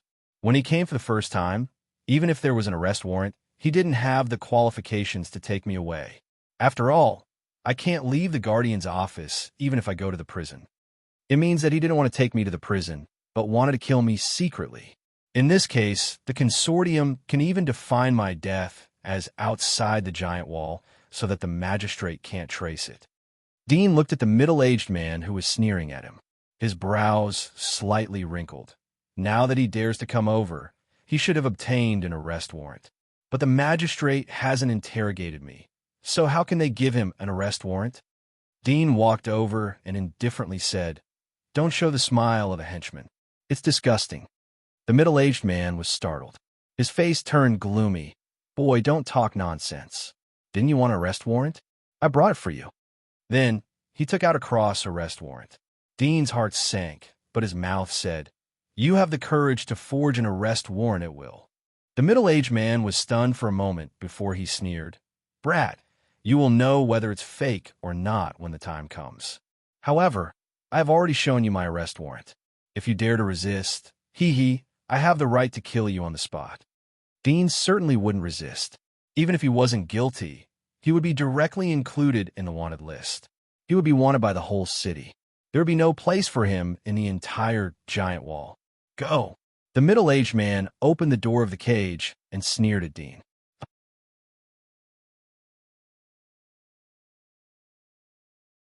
Chapter 141. Dean looked at him, but didn't say anything. He slowly got into the carriage. The whole carriage was made of steel. It was extremely strong. Even with his current strength, it would be difficult to break it. The middle-aged man saw that Dean didn't resist. He curled his lips and locked the carriage. He jumped to the front and sat down. He said to the coachman, "Let's go. We'll send this kid over. He'll have a good time. He's so young, but he dares to hook up with a noble lady. He doesn't know what kind of trash he is. You want to reach the sky in a single bound? Ridiculous. It's been a long time since we've had fresh goods. Our hands are itching. This kind of soft skin and tender flesh is the most popular. Still a fledgling, haha." Both of them talked and laughed as they drove away. There were 4 knights escorting them on both sides of the carriage. Dean sat cross-legged in the carriage as he looked at the scenery along the way. After leaving the town, they entered the desolate radiation zone. They occasionally encountered beast attacks along the way, but were easily killed by the knights escorting them along the way. After passing through the border fortress's inspection, everyone entered the fortress and came to a remote wilderness. In the distance, there was a prison towering there. The carriage stopped in front of the prison. The middle-aged man opened the cage and said, "Come down." Dean jumped out of the carriage and said, "I want to appeal. You can only groan now." The middle-aged man sneered. "Do you think you still have a chance to go to court? From the moment you arrived here, you have been a mute. No one will hear your words. When the ruling notice comes down, you will have no chance to turn things around. If you want to blame someone, blame yourself for overestimating yourself. You should have been a hunter and earned wealth for the consortium. Why did you have to seduce a noble lady? You're courting death." Dean stared at him coldly. "Are you the warden?" The middle-aged man sneered. "Do you think that you will have a chance to see the warden with me here? It's easy to cover up a kid with no identity or background like you. Do you really think that you can be protected with your identity as a trainee magistrate?" Dean took a deep breath and clenched his fingers. "Thank you for your teachings." Then he punched him in the face. With a bang, the middle-aged man fell backward. His nose was broken and blood flowed out. Everyone was shocked by the sudden attack. No one expected that Dean would dare to sneak attack the warden in front of the prison gate. The middle-aged man fell to the ground, covering his face with one hand, desperately trying to stop the blood. He screamed, "Kill him!" Knights of the magistrate pulled out their weapons. Spears and swords of the magistrate rushed towards Dean. However, Dean didn't fight with them as they had imagined. Instead, he turned around and ran. As he ran, he shouted at the top of his lungs, "Murder! Murder!" His voice traveled into the prison, and in an instant, many people rushed over from the prison castle. "Stop!" The prison gate was pulled open, and 7 or 8 people ran out. The leader was a woman wearing glasses. She had a hot figure. She angrily shouted as she saw Dean and the 8 knights of the magistrate running away. The 8 knights of the magistrate quickly stopped and looked at each other. Dean immediately ran in front of the woman and said, "They have received black money to kill me. I want to appeal. Are you the warden?" The woman looked at him and slightly frowned. "I'm the secretary of the warden. If you want to appeal, I can help you apply. But I don't know if the higher-ups will approve it or not." Dean was overjoyed. "Thank you, thank you." The middle-aged man covered his nose and came over. His face was ugly as he looked at Dean. His eyes were full of killing intent and anger. He said to the woman, "Secretary Leah, this kid was the first to complain. He obviously wanted to sneak attack me to escape. Attacking the warden is a serious crime. He should be executed immediately." The woman's face sank. "Look at your embarrassing appearance. You were beaten by a child. It's a disgrace. Also, you better pay attention to your words. We are only responsible for the detention of prisoners. We don't have the right to execute them. Don't talk nonsense and implicate the entire prison." The middle-aged man's face changed as he bowed his head. "Yes." The woman turned to Dean and said in a cold voice, "You better behave after entering the prison. No matter what the reason is, I won't let you off lightly." Dean immediately nodded. His attitude was very sincere. The woman looked at the middle-aged man. "Send him in, but you don't need to be responsible for supervising him. I will arrange someone else to come over." She turned and left. After she left, the middle-aged man turned his head and looked at Dean fiercely. He lowered his voice and said, "Little devil, don't think that your life can be safe. As long as I am here, I will absolutely make you wish you were dead." Dean said in a cold voice, still not leading the way. The middle-aged man clenched his fists in anger, but gritted his teeth and continued to lead the way. In a luxurious office on the top floor of the prison. Oh, this kid turned out to be a hunter. In front of the desk, a bald man was sitting on a chair. He took the information from Leah's secretary and scanned it, his eyebrows slightly raised. "A hunter from the Melon Consortium has committed the crime of theft? Interesting, interesting. Moreover, the dog raised by the Melon Consortium has personally delivered it to me. This is the first time I've seen a consortium wanting to cut down their own money tree. You should immediately talk to the Melon Consortium about this matter and see their reaction." Leah's secretary was puzzled. "What about the appeal?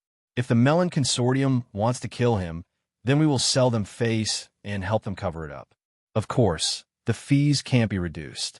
This is free money. How can we not earn it?" The bald middle-aged man smiled and said, "Moreover, this matter is also beneficial to our consortium." "I know." Leah's secretary nodded. Dean sat in an independent prison cell, quietly waiting.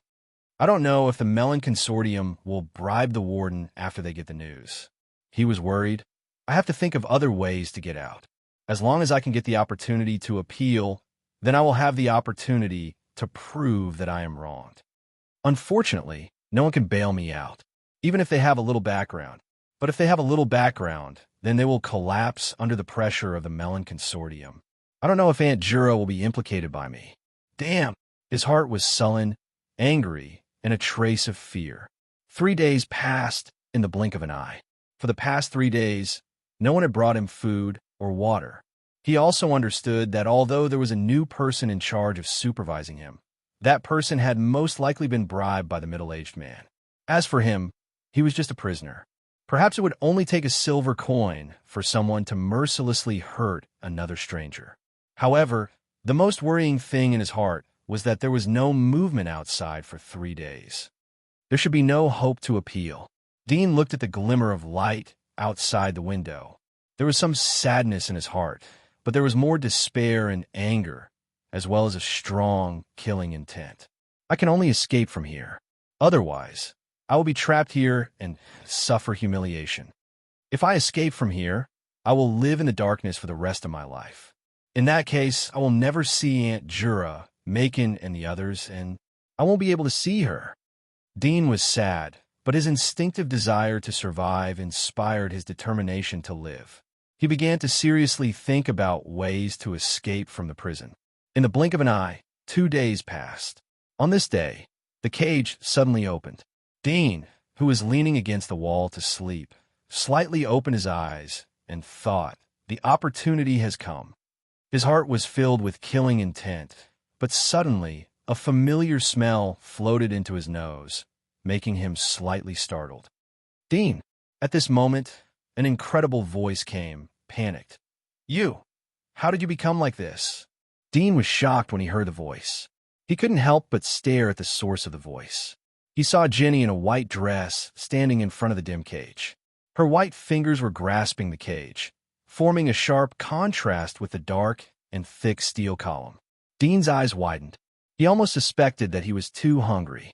His nose and eyes were hallucinating. He couldn't help but say, "Jenny?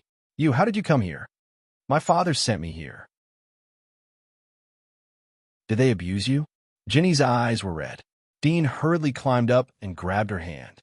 He said excitedly, "Are you okay? Your father didn't hurt you?" Jenny was startled. She immediately broke away from his hand and stepped back. She rubbed the tears in her eyes and bit her lower lip. "Don't say that about my father. He won't hurt me. I'm here to ask you, why? Why do you want to steal? Dean was shocked. He felt that the blood that had just boiled suddenly became cold again. Moreover, it was cold to the bottom of his heart, and there was a bone-piercing pain. He thought bitterly in his heart, "Yes, you are your father's precious daughter. He will naturally not hurt you. Why should I worry?" He looked at the pure white girl and said bitterly, "Do you also think I will steal?" Jenny gritted her teeth. "The evidence is conclusive. I found a Dragon Mountain ruby from the Milan family in your safe. It is one of the 3 treasures of the Milan family. There is no second one in the world. Why did you do this?" Dean's body trembled as he clenched the iron column of the cage. "If I say that I don't know the Milan family and have never seen the ruby, will you believe me? Why are you lying to me?" Jenny's eyes were full of tears. "I have inquired everywhere. I know the truth of the matter. Why do you still want to lie to me?" Dean was full of bitterness. "I have never lied to you. All of this was done by your father in order to separate us. He deliberately framed me. Why don't you want to believe me? Don't you know my character after a year of getting along with me?" Jenny squatted down in pain and said, "At first I thought so too, but I asked the people from the Milan family. 2 months ago, the Milan family's young lady invited you to visit their house. After that, their Longshan ruby was lost. At that time, I still thought that it was impossible for you to do such a thing. Even if I found the Dragon Mountain ruby in your safe, I still believe that someone framed you. But Deacon Huey personally accepted the case. After a few weeks of investigation, he verified that it was indeed you who stole it." Dean was startled. He suddenly understood. No wonder they didn't interrogate him, but issued an arrest order. It turned out that Deacon-level Deacon had accepted the case and investigated it clearly. However, he knew very well that he had never seen Miss Milan at all. All of this was false. It was all a false accusation. "The deacon should have been bought by your father," Dean gloomily said. Jenny angrily raised her head. "Don't talk about my father again." Dean's tears almost fell. He said bitterly, "Do you believe in your father so much?" Jenny slightly gritted her teeth and said, "It's not that I believe you, but you really did it. You may not understand that although our Bourong family is very big, but it's impossible to bribe a deacon of the magistrate. The deacon is very noble and pure. It's impossible for him to be bewitched by money. Moreover, this deacon has nothing to do with our family, so he has no reason to slander you." Dean bitterly said, "No one can't be tempted by money. Even the deacon of the magistrate is no exception. Even the Knights of Light of the Holy Church are no exception." Jenny looked up at him and suddenly wiped away her tears. Her expression gradually calmed down as she said, "Because you are a thief. You love money, so you think that everyone is the same. The books say that in the eyes of the despicable, everyone is despicable. In the eyes of the noble, everyone is noble." Dean clenched the iron pillar. "If you no longer believe me, then why did you come here?" Jenny's body trembled and her eyes reddened. "I just want you to admit it. As long as you admit it, I don't care about all this. I can still be with you. I can forgive you for your crimes. But you still refuse to repent. You even tried to frame my father and slander the clergy to cover up your crimes. I'm really disappointed in you." "Disappointed?" Dean smiled, but tears fell down from his eyes. "You would rather believe an outsider, a deacon of the magistrate, than me. You are right. I am guilty. My sin is that I am too stupid and naive. I thought that we can break the shackles of love between nobles and civilians. My sin is that I overestimated my capabilities. I thought that you would follow me to the ends of the earth. However, birds and fishes, even if they love each other, can't be together." Suddenly, the door of the cage was pushed open. A middle-aged man stepped in. He had an extraordinary temperament and was full of majesty. He said to Jenny, "Child, it's time to go back." Dean raised his head and looked at the man. His eyes were full of resentment. "If you want to break us up, then why not do it openly? You can ask me for a goal. If I can't do it, then I will voluntarily leave. Why? Why do you use such despicable means?" "Enough."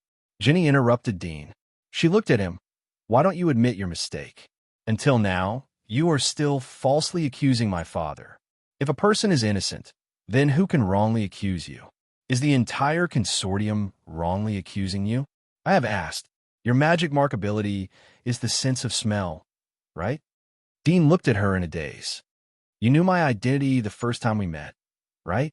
You use your sense of smell to deliberately arrange a chance encounter. Like in the Bardic stories, you created a chance encounter scene in order to get close to me, right? You sent me back on a rainy night. Later, you accompanied me to participate in the magistrate exam. Then, you came again and again to accompany me. Tears rolled down from Jenny's eyes. Even if I know all these, I still like you so much. I like the tone of your voice. I like your maturity. I know that these can't be faked. But why? Why don't you admit your mistake? Why do you want to be a thief? Dean heard her words. He felt as if his heart was stabbed by a dagger again and again. The pain was suffocating. He suddenly understood that when a person doesn't trust you, all your explanations are lies. All the sincerity is hypocrisy. Even if you do everything, you can't get unconditional trust just once. Is this love? He looked at her and suddenly wanted to laugh. For you, I am willing to give up everything, even my own ideals.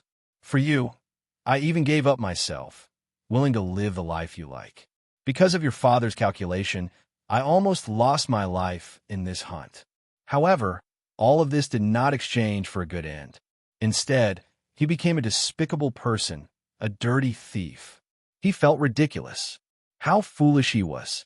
He should have known that there would not be a good end.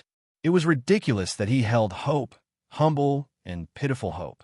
He thought that as long as he treated her sincerely, he could overcome all difficulties. Naivety in exchange for calculation. His good intentions were met with framing. He looked up and laughed. He laughed so hard that he coughed. The middle-aged man looked at Dean indifferently and said to Jenny, "Let's go." Jenny looked at the crazy Dean and hesitantly asked the middle-aged man, "Father, will he be all right?" Middle-aged man smiled. "It's just a theft. Although the value of the things he stole is enough to sentence him to 200 years in prison. But I have talked to the Milan family, and they will reduce his sentence. We will use our family's network to help reduce his sentence. At most, he will be released after 3 to 5 years. Although this method is a bit illegal, but I hope he is on his own." Jenny was relieved. She took a deep look at Duddian. Her eyes were red again. She held back her tears and turned away. Dean looked at her back. He instinctively wanted to reach out to stop her, but he put down his hand. He suddenly understood that once something was lost, it would be difficult to get it back. He was silent as he stood in the cage. Like a cold and hard stone, it stood still and silent. 2 days later, another person came from outside. It was the middle-aged man who was previously injured by Dean. His nose was bandaged with gauze. When he pushed the door and came in, he saw Dean standing straight like a corpse, motionless. He was shocked, but then he found that Dean was not hanging. He was relieved and said coldly, "Stop pretending to be mysterious. Brat, wake up."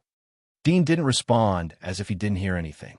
Middle-aged man sneered and took out a sheepskin scroll. "This is the notice from the magistrate. Your verdict has come out. Death sentence is suspended.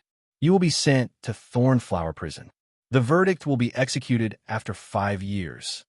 Dean, who had been standing still for 2 days, moved slightly and slowly raised his head. His eyes slowly swept over the parchment in the middle-aged man's hand, and then moved to the middle-aged man's face. His lips revealed a smile. Seeing this smile, the smile on the middle-aged man's face suddenly disappeared, and he felt his hair stand on end. Sylvia's giant wall calendar year 305, Black Snow Season. Dean, who was only 13 years old, was escorted to the number 1 prison of the outer wall, Thornflower Prison. He became the youngest prisoner in the last 50 years of Thornflower Prison.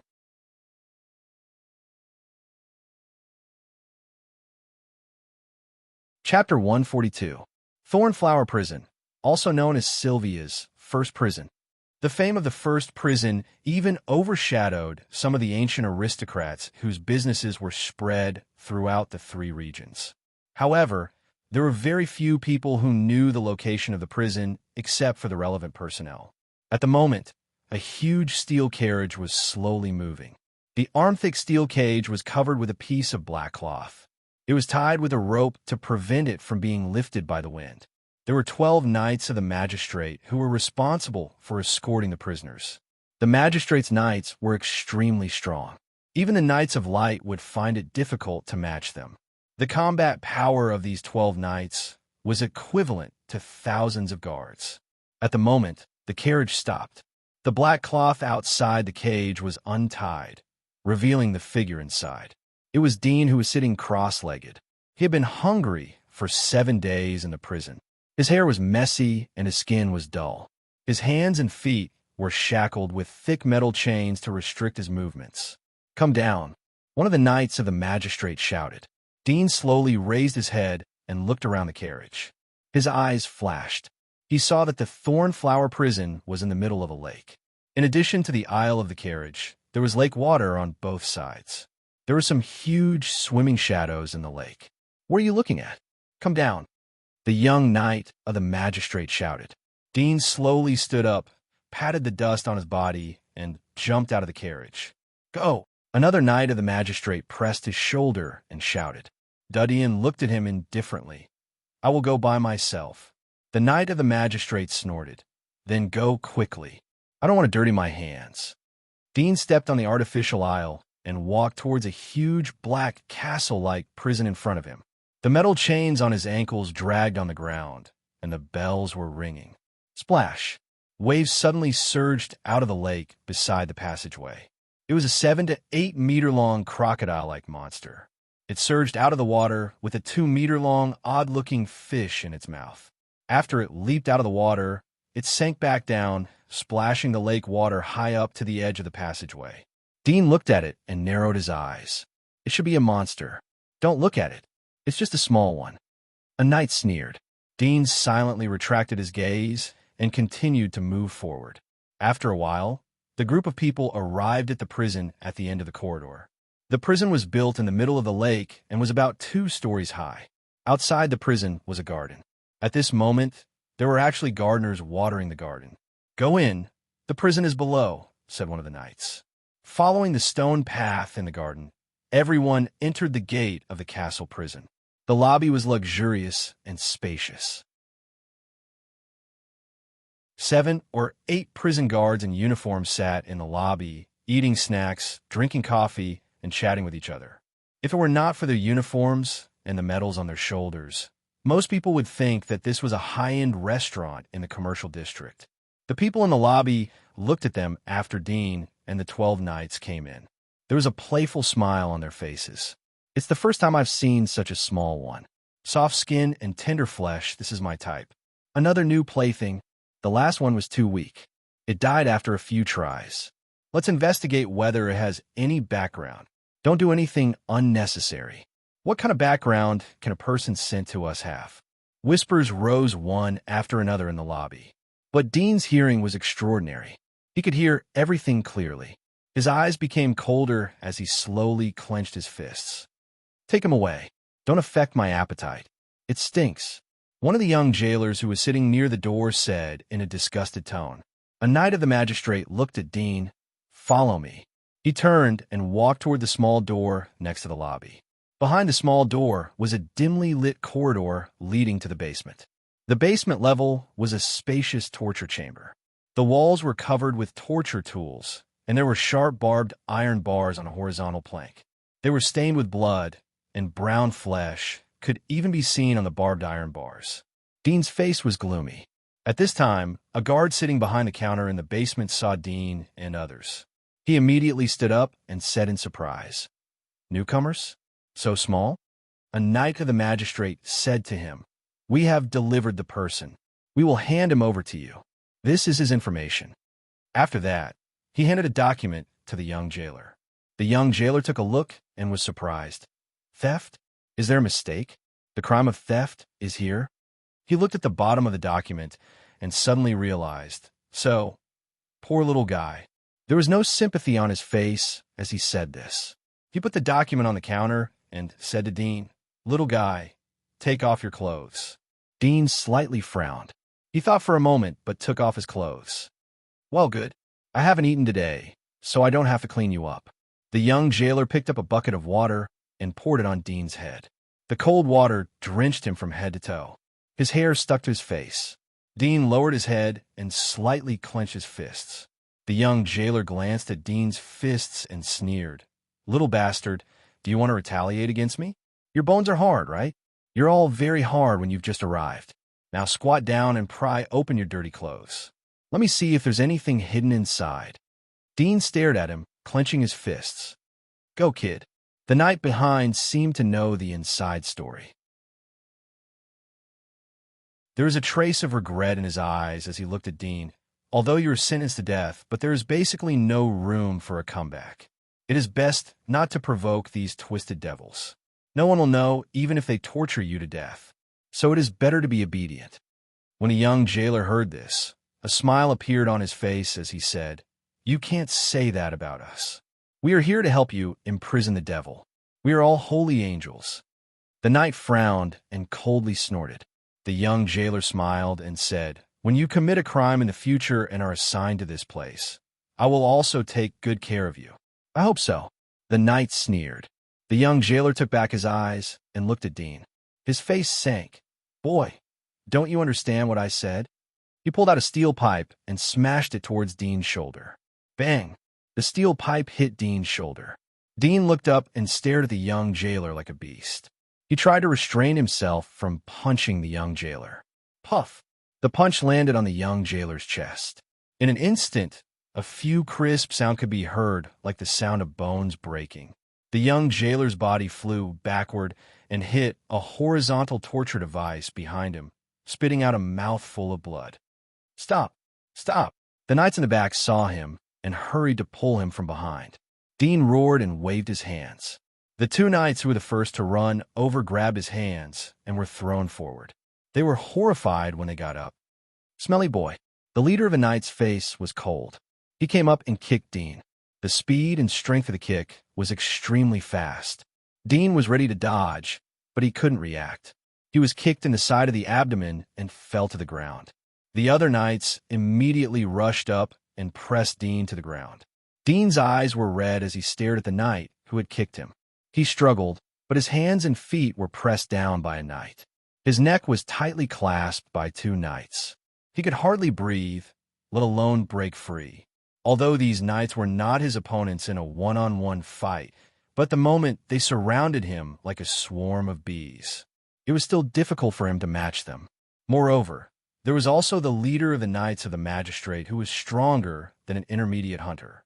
At this time, one of the magistrate paladins came to the young jailer, stopped the bleeding, and helped him to stand up. The young jailer was sweating in pain. He looked at Dean, who was pressed to the ground, and roared, "Smelly bastard, I'm going to peel your skin." His emotions were so intense that it affected the injury on his chest. He suddenly spat out a mouthful of blood. His neck crooked, and he fainted.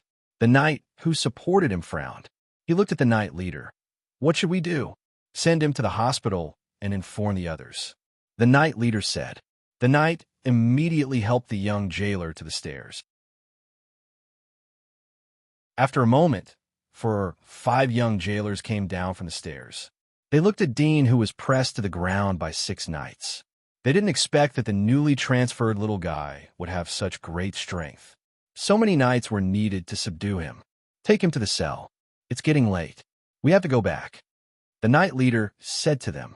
The young jailers looked at each other and immediately stepped forward. They found the chains and said to the 6 knights, "Everyone, help me lock the little devil to the chains." The 6 knights couldn't help but look at the leader. The leader glanced at the place that the young jailer said. There was a cross. He slightly frowned but nodded. The 6 knights immediately locked Dean's hands, feet, and head. They firmly locked him and moved him to the cross. His hands were fastened to the iron shackles on both sides of the cross. His chest was also locked with steel hoops. Dean's height was smaller than an adult, so his feet were locked off the ground. Dean struggled hard, but the 6 knights locked his hands and feet. They were skilled at the joints, so he couldn't exert his full strength. He could only watch helplessly as he was locked on the rack. "Let's go." The knight leader seemed to know what was going to happen next. He frowned and turned to leave. The other knights saw the jailer's appearance. There was a bit of disgust in their eyes. They followed him up the stairs. They only heard a light bang sound as the small door was closed. The 5 jailers looked at Dean's struggling appearance. One of them laughed. "Don't struggle, little devil. We will serve you well." They pulled up the whip on the wall. The whip was full of small, sharp nails. They shook it in front of Dean's eyes, as if showing off a delicious dish. Dean struggled for a moment. He felt that the place where the cross was tied to was not showing any signs of loosening. He suddenly stopped struggling and used his strength to protect the surface of his body. "I want to live. Live," he kept saying in his heart. With a puff, the whip in the jailer's hand lashed out. The iron on the whip definitely scratched his body, and the sharp pain immediately made him clench his teeth. "Scream, scream," the jailer said excitedly as he whipped. Dean lowered his head and clenched his teeth. The other 4 jailers laughed. "I like such a hard bone. Pay attention. Don't kill him. Let's pierce the nails first." "All right." One of them took out 2 finger-long nails from the box under the torture cabinet. Behind the nails was a huge nail cap. The nails were covered with dust. He picked it up and blew it. Perhaps it was too long. There was a lot of rust on the nails. The man didn't care. He picked up a hammer from the cabinet and walked toward Dean. "It's been a long time since someone came here. The nails are rusty." One of them picked up a nail and shook his head. "Come on, hold him down," the youth with the hammer said.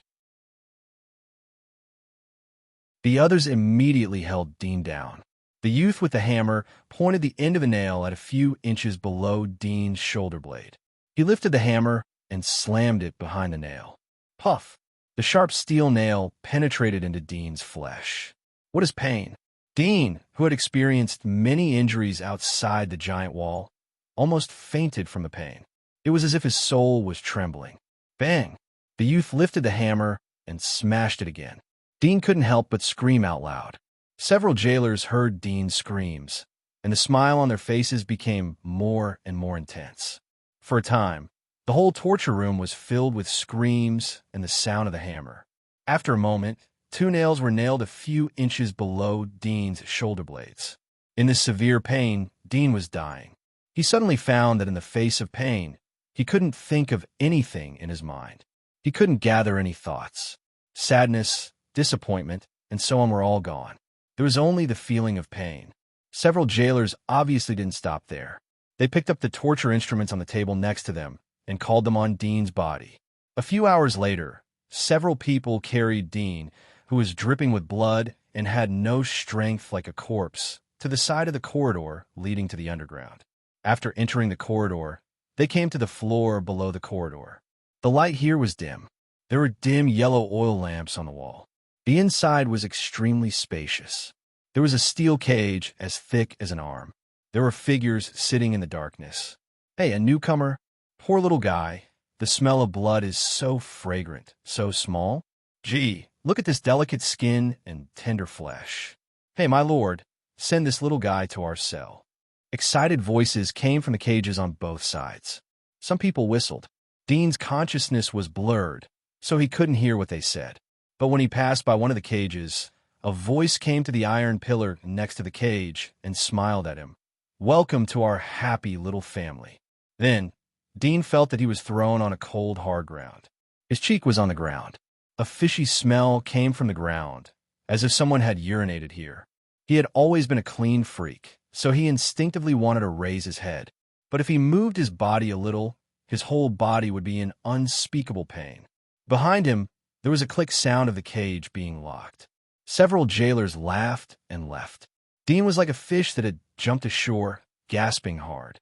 Suddenly, he felt a big hand lift his collar, and then his whole body was light. In front of his blurred vision, there was a fat face with a blind eye and yellow teeth. The fat face grinned at him. "Little devil, you have committed a crime at such a young age, but you have been locked up here. You are amazing." Dean gasped. "Put me down." "What did you say?" "Speak louder." The fat face deliberately put his ear close to Dean's. Dean gasped but didn't speak again. The fat face grinned, put Dean on the straw mat next to him, then stood up and untied his pants in front of Dean. Dean reluctantly opened his eyes, looked at the lower part of the body exposed in front of him, and suddenly realized what the fat man wanted to do. His muddy brain suddenly sobered up, but his whole body was still in pain, especially the 2 steel nails on his shoulders. Moving his arms a little bit made him feel like dying. The fat middle-aged man looked back and said, "When I finish enjoying, it will be your turn." Dean gasped and stared at him. "If you dare to put this thing in my mouth, I promise you will lose it." The fat middle-aged man's face was cold. "If you dare to bite, I will instantly smash your head." Dean stared at him. Believe me, when people are in pain, their first reaction is to clench their teeth.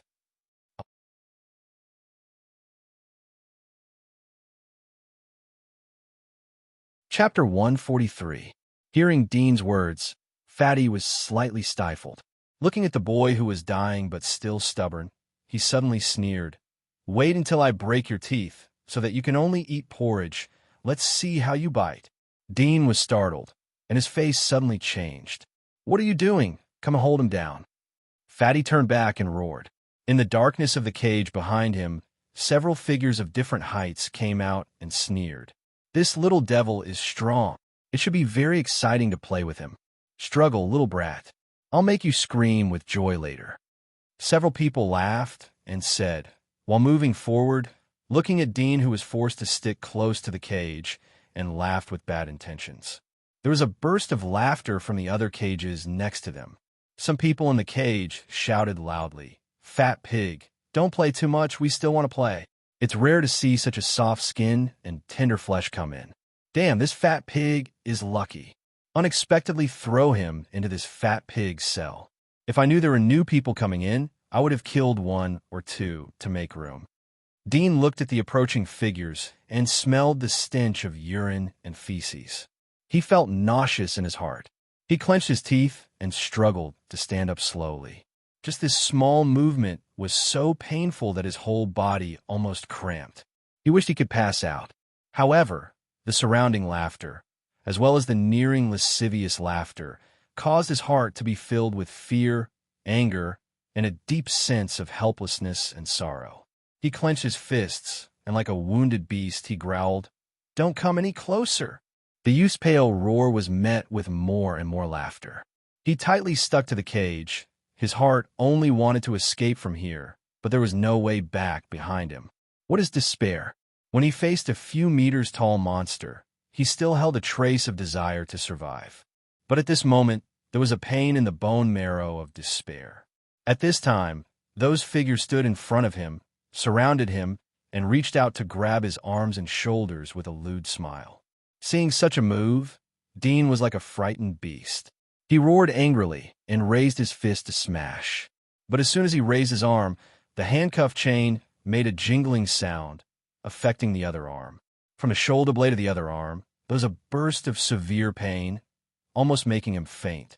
At the same time, there was a sound of fist hitting flesh. A thin figure who was grabbing his arm was hit in the chest by Dean's fist. He took a few steps back and almost fell down. He covered his chest and kept rubbing it to relieve the pain. At the same time, he gasped in horror. This sudden counterattack caused the others to be stunned for a moment. The other noisy cells also quieted down for a moment, and then a burst of laughter came. "This little brat is pretty strong. You still have the strength to fight back, even with such injuries." TSK, TSK. Fat pig, your subordinates are too weak. They were actually beaten back by a little brat. Did you squeeze them dry too much? Ha! All the good stuff is in this fat pig's mouth. Hearing the ridicule of the other cells, fat middle-aged man and the figures surrounding Dean all looked ugly. Mother **Ker, take off his pants for me. I want to **CK him to death. The obese middle-aged man said angrily. The others immediately stepped forward. Dean gasped and looked at the few people approaching again. He roared and waved his fists randomly. Although the fists were not big, they were waved in the wind. The people next to him did not dare to get close for a while. One of them boldly tried to catch Dean's fist, but as soon as he touched it, he was shocked to find that the strength of the small fist was beyond his imagination.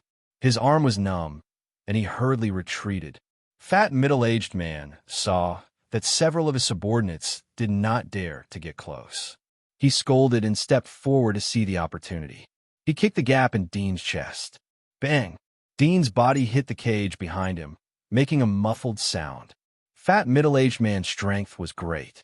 He stepped forward and kicked Dean's chest, shouting, "Stubborn! Stubborn!" In vain, he screamed in pain.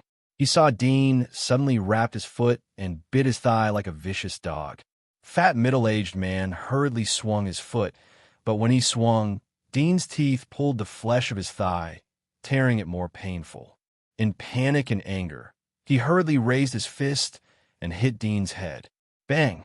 Dean's head was hit by the fist. His eyes turned black, and he almost fainted. But at this moment, there was no other thought in his mind. There was only one thought: live, never let go. Bang! Bang! Fat middle-aged punched again and again, but Dean still bit Duddian and didn't loosen his grip. "Help me pull him away." Fat middle-aged man was in pain and cold sweat. He roared at the people next to him. Several people reacted and hurried forward to pull Dean's hands and feet. One of them was quick-witted. He lifted his foot and kicked the nail on Dean's back. Dean couldn't help but cry out in pain due to the sharp pain.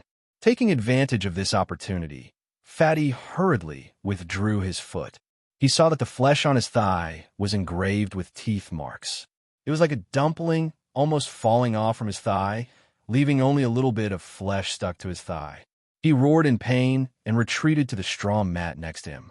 He roared to several of his subordinates. "Beat him. Beat him hard. Beat him to death." Hearing this, several of his subordinates did not dare to neglect and immediately punched and kicked Dean. Dean felt like he was thrown into a blender.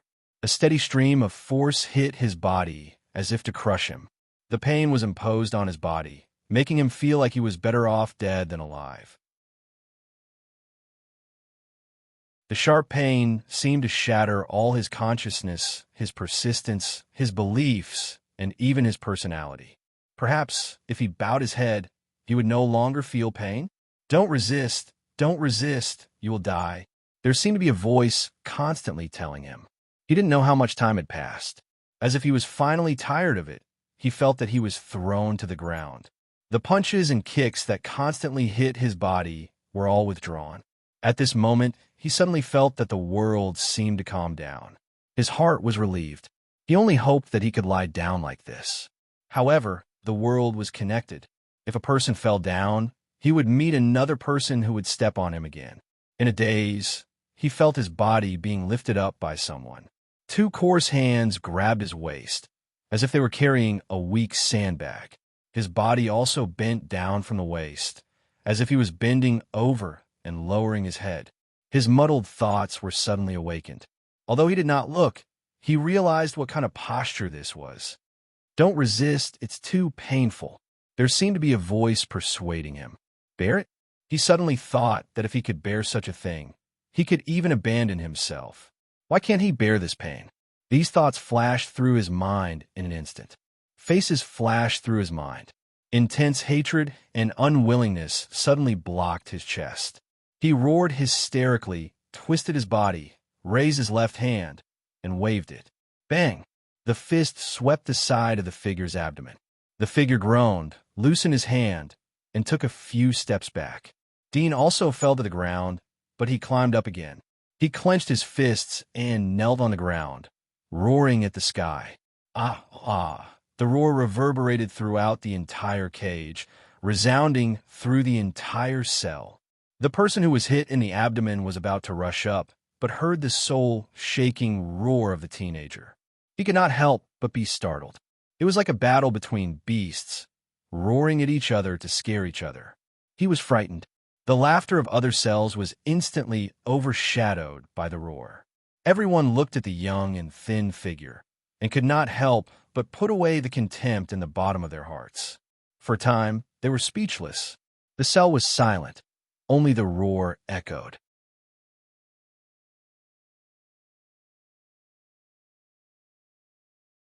Chapter 144. After a moment, the fat middle-aged man who was next to him reacted and shouted, "Waste! Go and cripple him. Let's see how he will fight back." "Boss!" The man who was covering his abdomen hesitated. This kid's strength is too big. He doesn't look like an ordinary civilian. How about we starve him for a few days and then cripple him? Fat middle-aged man was so angry that he rolled his eyes. Waste! Waste!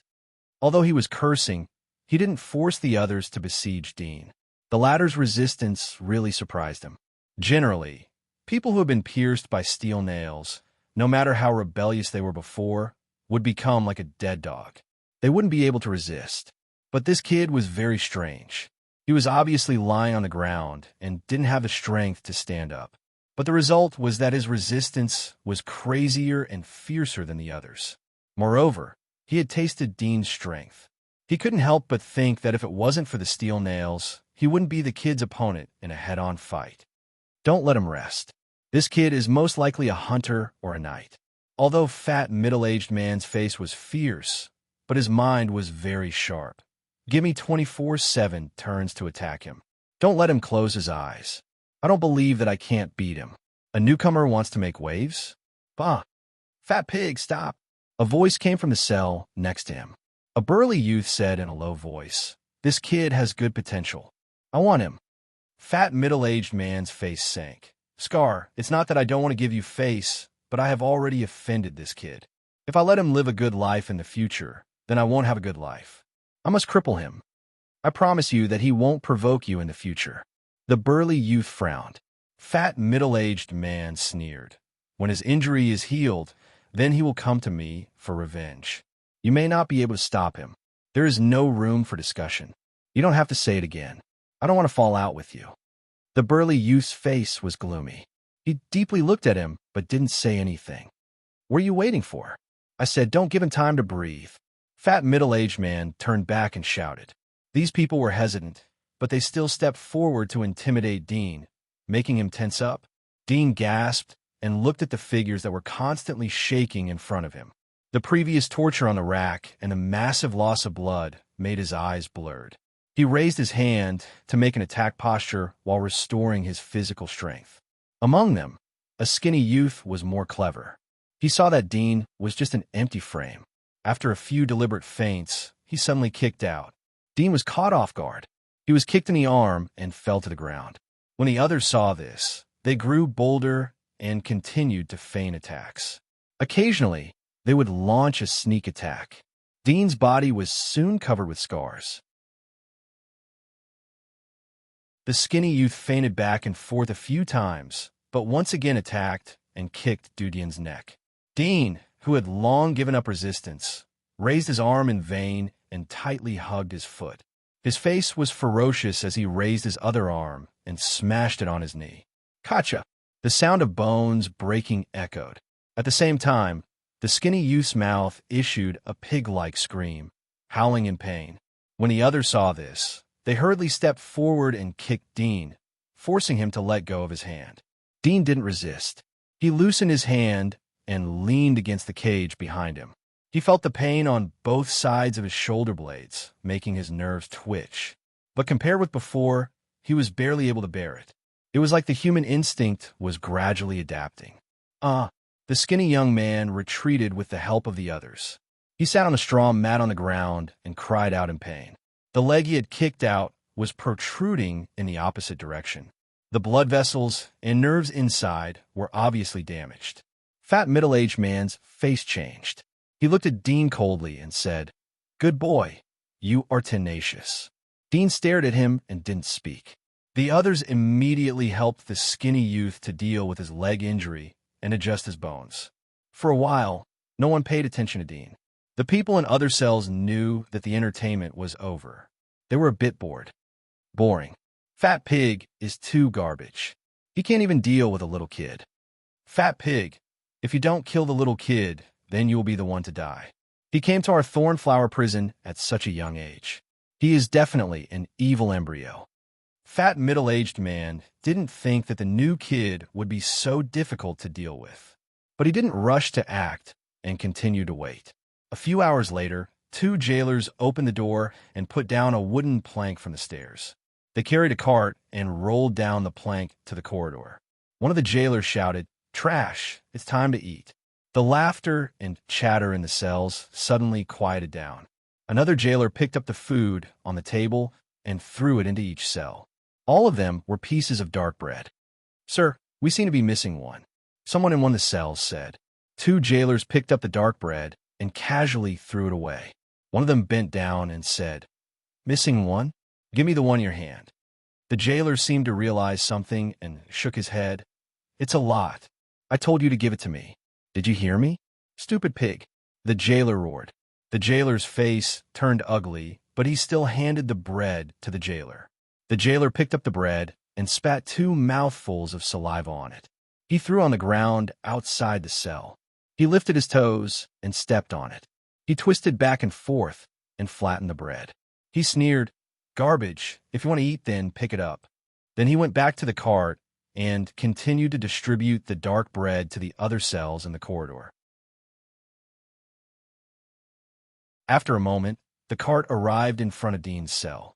One of the jailers was one of the 5 jailers. He saw Dean leaning against the cage. He couldn't help but laugh. "Little kid, are you used to living here? Did this fat pig make you happy?" His tone was relaxed, as if he was greeting an old acquaintance. Dean lowered his head and didn't make a sound. The other jailer looked at Dean and laughed. "I heard that there's a new kid who came today. He crippled a jailer, so he can't go to work. Is it that little guy?" The former jailer laughed.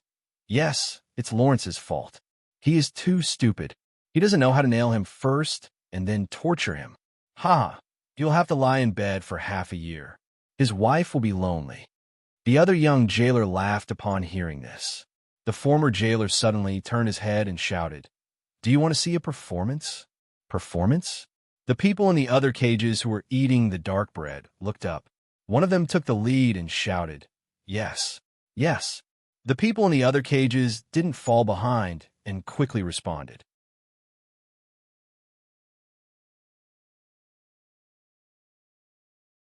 Chapter 145. Hearing his words, obese middle-aged man's face slightly changed. He wanted to let the others grab all the food that was allocated today and not let Dean eat. At night, he would let the others take turns to consume Dean's spirit, not letting him sleep. When Dean's energy was exhausted, he could easily dispose of him. He didn't expect the 2 jailers to complicate matters. Fatty's eyes showed ruthlessness. Although he was angry at the 2 jailers for being nosy, he was not afraid. Let alone a wounded child. Even if it was a strong wolf, he would dare to pounce on it and bite it a few times. "Let's start," the jailer who knew Dean said with a smile. "If there is no winner, then both of you will eat dirt." Fatty took a deep breath and slowly stood up from the mat. Although there was a dull pain on his feet, but in the face of a real battle, he was able to restrain himself. Step by step, he steadily walked towards Dean. Dean leaned against the cage. His whole body was aching. He frowned as he looked at Fatty slowly approaching. He suddenly looked up at the jailer. "Can I admit defeat?" The jailer smiled. "Little guy, you'd better not spoil my mood.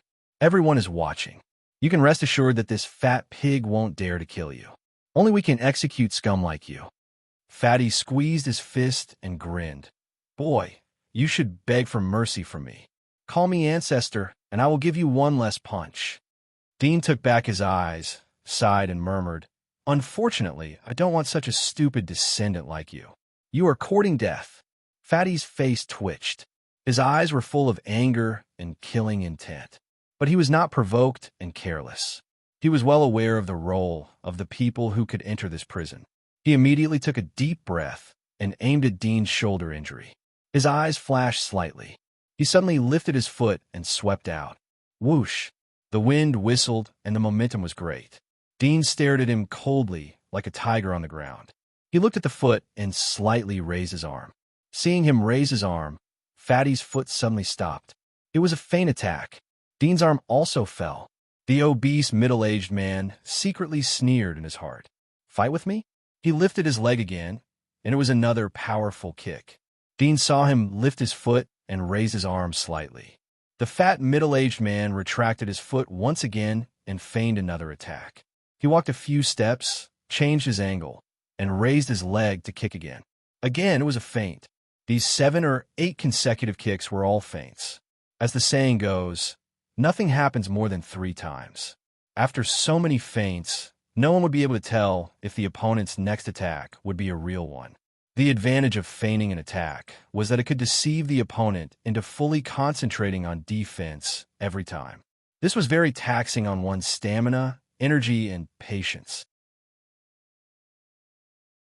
The difference between a defenseless person and a prepared person was like heaven and earth. "Fat pig, can you do it? You're so timid. You're indeed fat, but your heart is weak."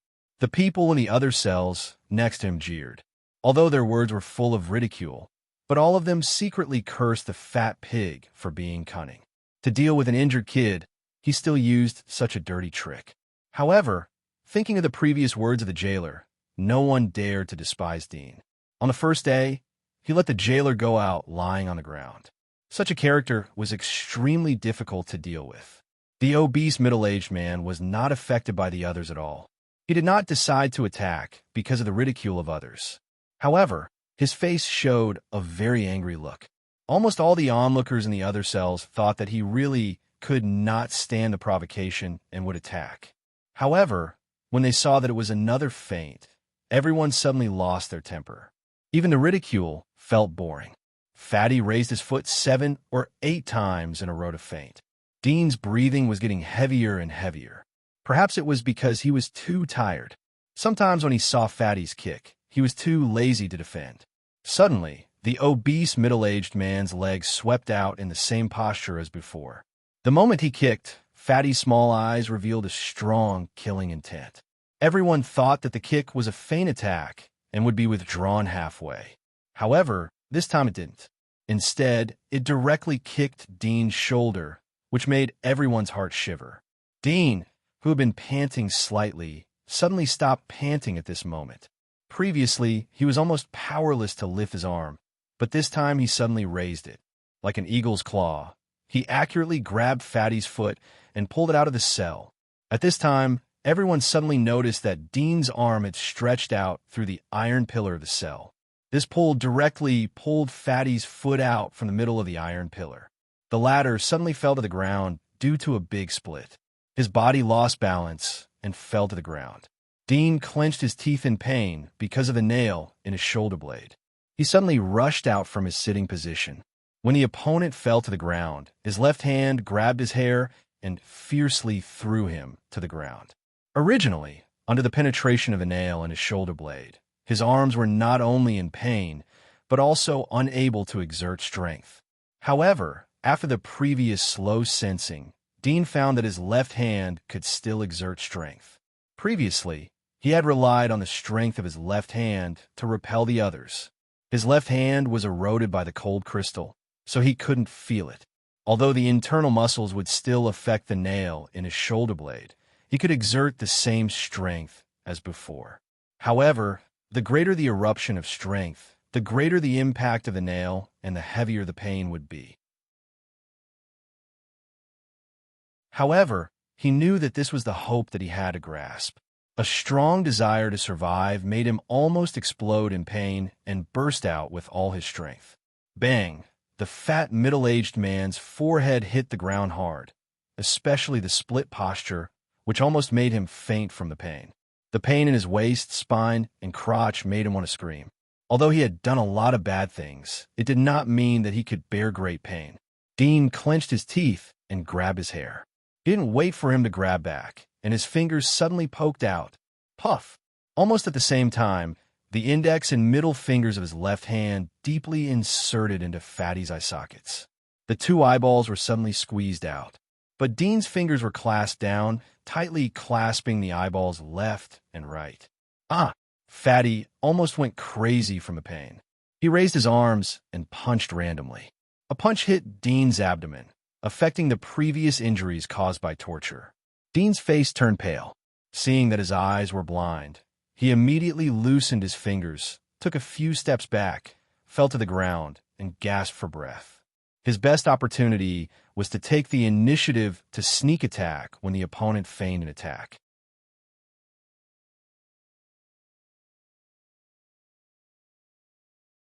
Chapter 146. This sudden turn of events stunned everyone. Everyone shuddered as they looked at the obese, middle-aged man who was lying on the ground and howling in pain. Dean leaned against the cage next to him, gasping for breath, suppressing the pain in his body. There was no trace of emotion in his eyes as he listened to the miserable screams of the other party. After a moment, the obese, middle-aged man covered his eyes. He was slightly accustomed to the pain. He resisted the panic in his heart and raised his hand angrily to sweep around. He was afraid that Dean would take the opportunity to attack again. At the same time, he wanted to catch Dean and fight with him. He knew what it meant to be blind. Not to mention that there was another injured tiger in this cage. "Come out! Come out!" The obese, middle-aged man roared angrily. His eyes were bloodshot, and blood slid down his cheeks and dripped on his thick, hairy chest. There was no killing intent in Dean's eyes. He just silently looked at the obese man. Seeing the obese man coming towards him, Dean immediately bent down on the steel column of another cage and made a sound with his fingers.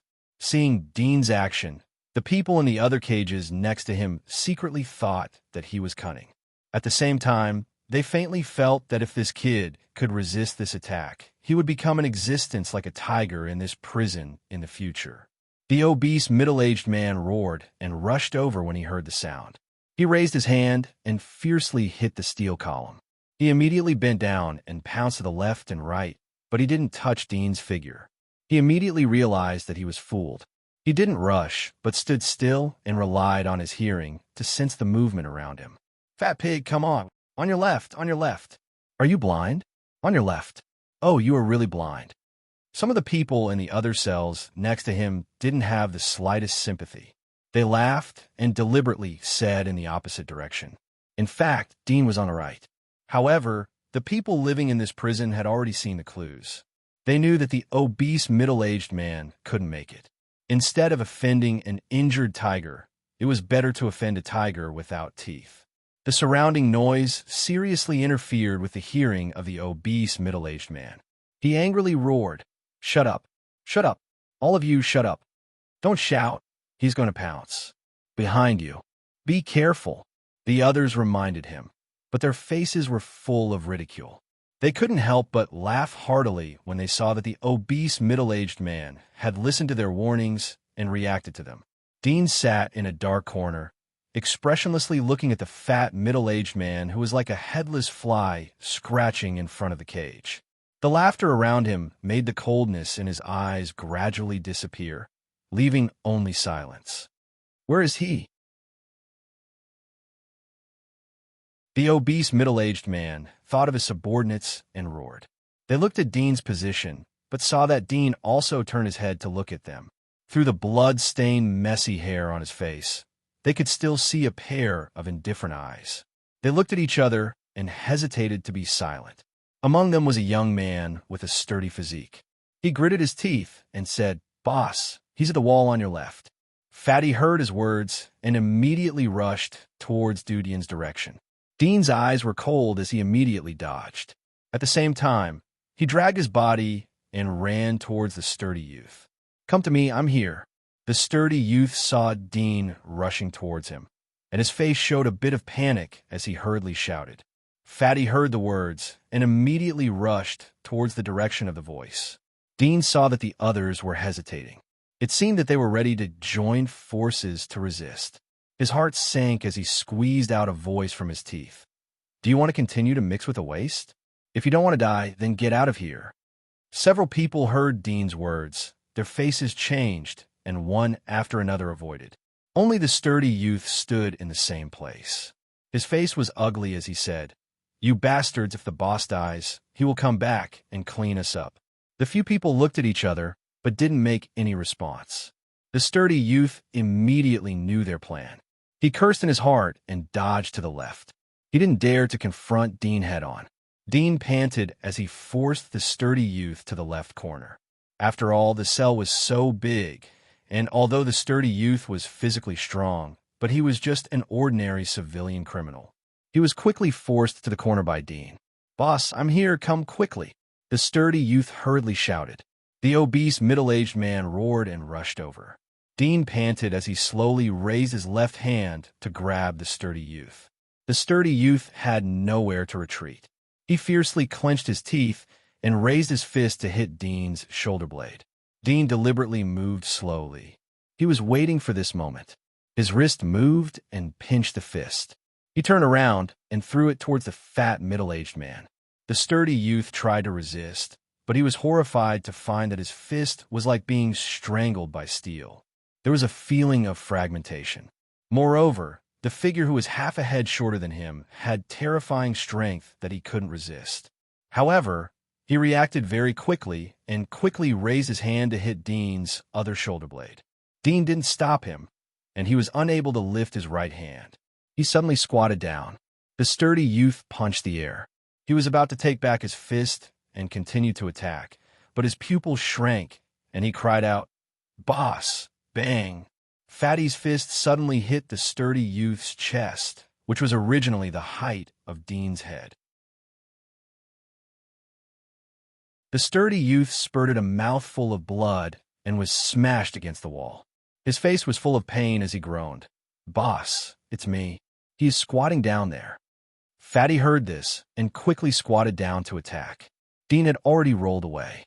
His bare feet stepped on the ground, and like a black cat, he quietly crawled to another place. Fatty pounced left and right, but couldn't find him. He angrily roared. Where did he go? The sturdy youth gasped and pointed at him. Dean's face was extremely gloomy. He dodged left and right, affecting the injuries of his body. The pain made his hands and feet tremble. Several other people saw the tragic situation of the sturdy youth. They were afraid of being accidentally injured by Fatty, so they also ran left and right in the cell. Their footsteps seriously disturbed Fatty. After a few minutes, Fatty didn't touch Dean's body. He suddenly roared and turned to the injured, sturdy youth, roaring, "Do you want to hurt me? Do you want to hurt me?" He raised his fist and fiercely smashed it. The sturdy youth was shocked. Seeing the punch coming, he cried in horror, "Boss, don't, I didn't bang." The fist followed the sound to find his head and hit the bridge of the nose. The sturdy youth suddenly fainted. Seeing this, the others were pale. They knew that the sturdy youth didn't believe anyone, so they didn't dare to make sound.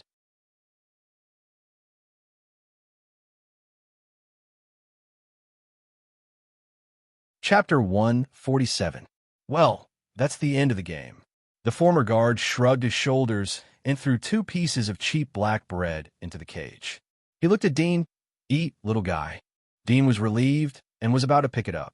The obese middle-aged man suddenly roared and rushed towards the source of the voice.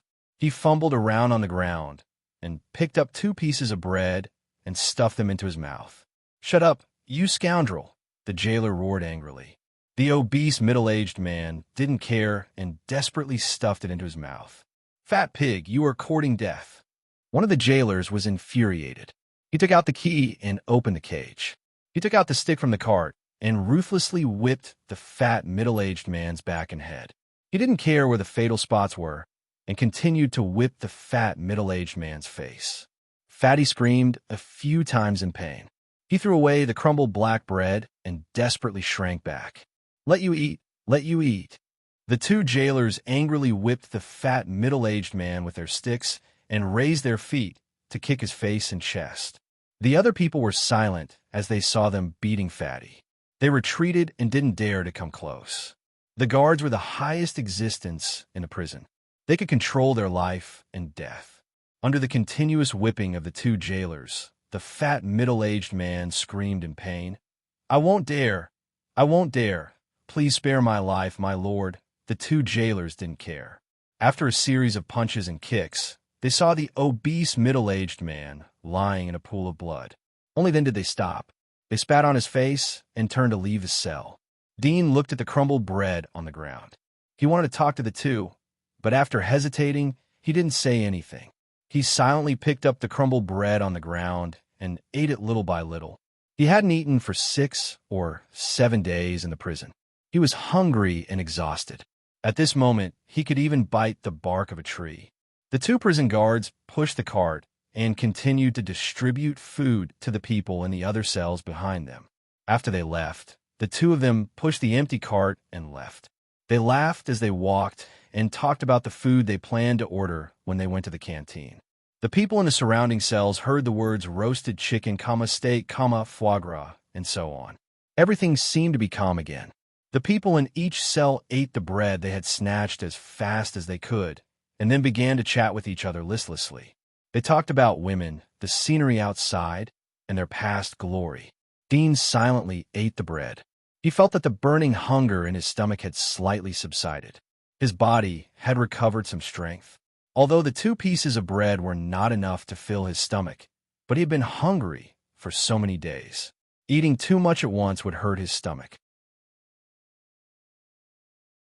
2 pieces of bread was just enough for him to digest. Dean closed his eyes to rest and restore his physical strength. The others carefully looked at Dean, then looked at the fat, middle-aged man who was moaning from time to time in a pool of blood. They didn't dare to approach. Dean wasn't the only one who was pierced by the steel nails. Every criminal who was sent to prison would enjoy the same treatment. The only difference was that they were used to it. The steel nails had grown in their flesh. As long as they avoided strenuous activities, they wouldn't feel the sting of the steel nails. This was another reason why it was difficult for them to besiege Dean. "Little guy, what did you do before? Tell us." At this time, a voice came from another cell.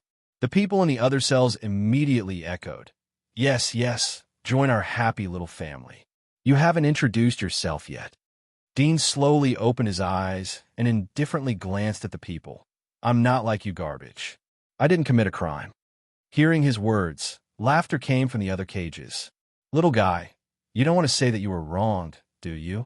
Ha! Everyone who comes in is like you. But in the end, they will be very happy to integrate into this small family. I'll ask who is not wronged. Come and raise your hand." As soon as these words came out, the other cages immediately responded. Dean slightly frowned but didn't say anything. He closed his eyes. Several people cautiously approached him. Dean opened his eyes and stared at them. One of them smiled. "I didn't mean to offend you. There are some crumbs here." He tentatively reached out to pick up a crumb from the ground.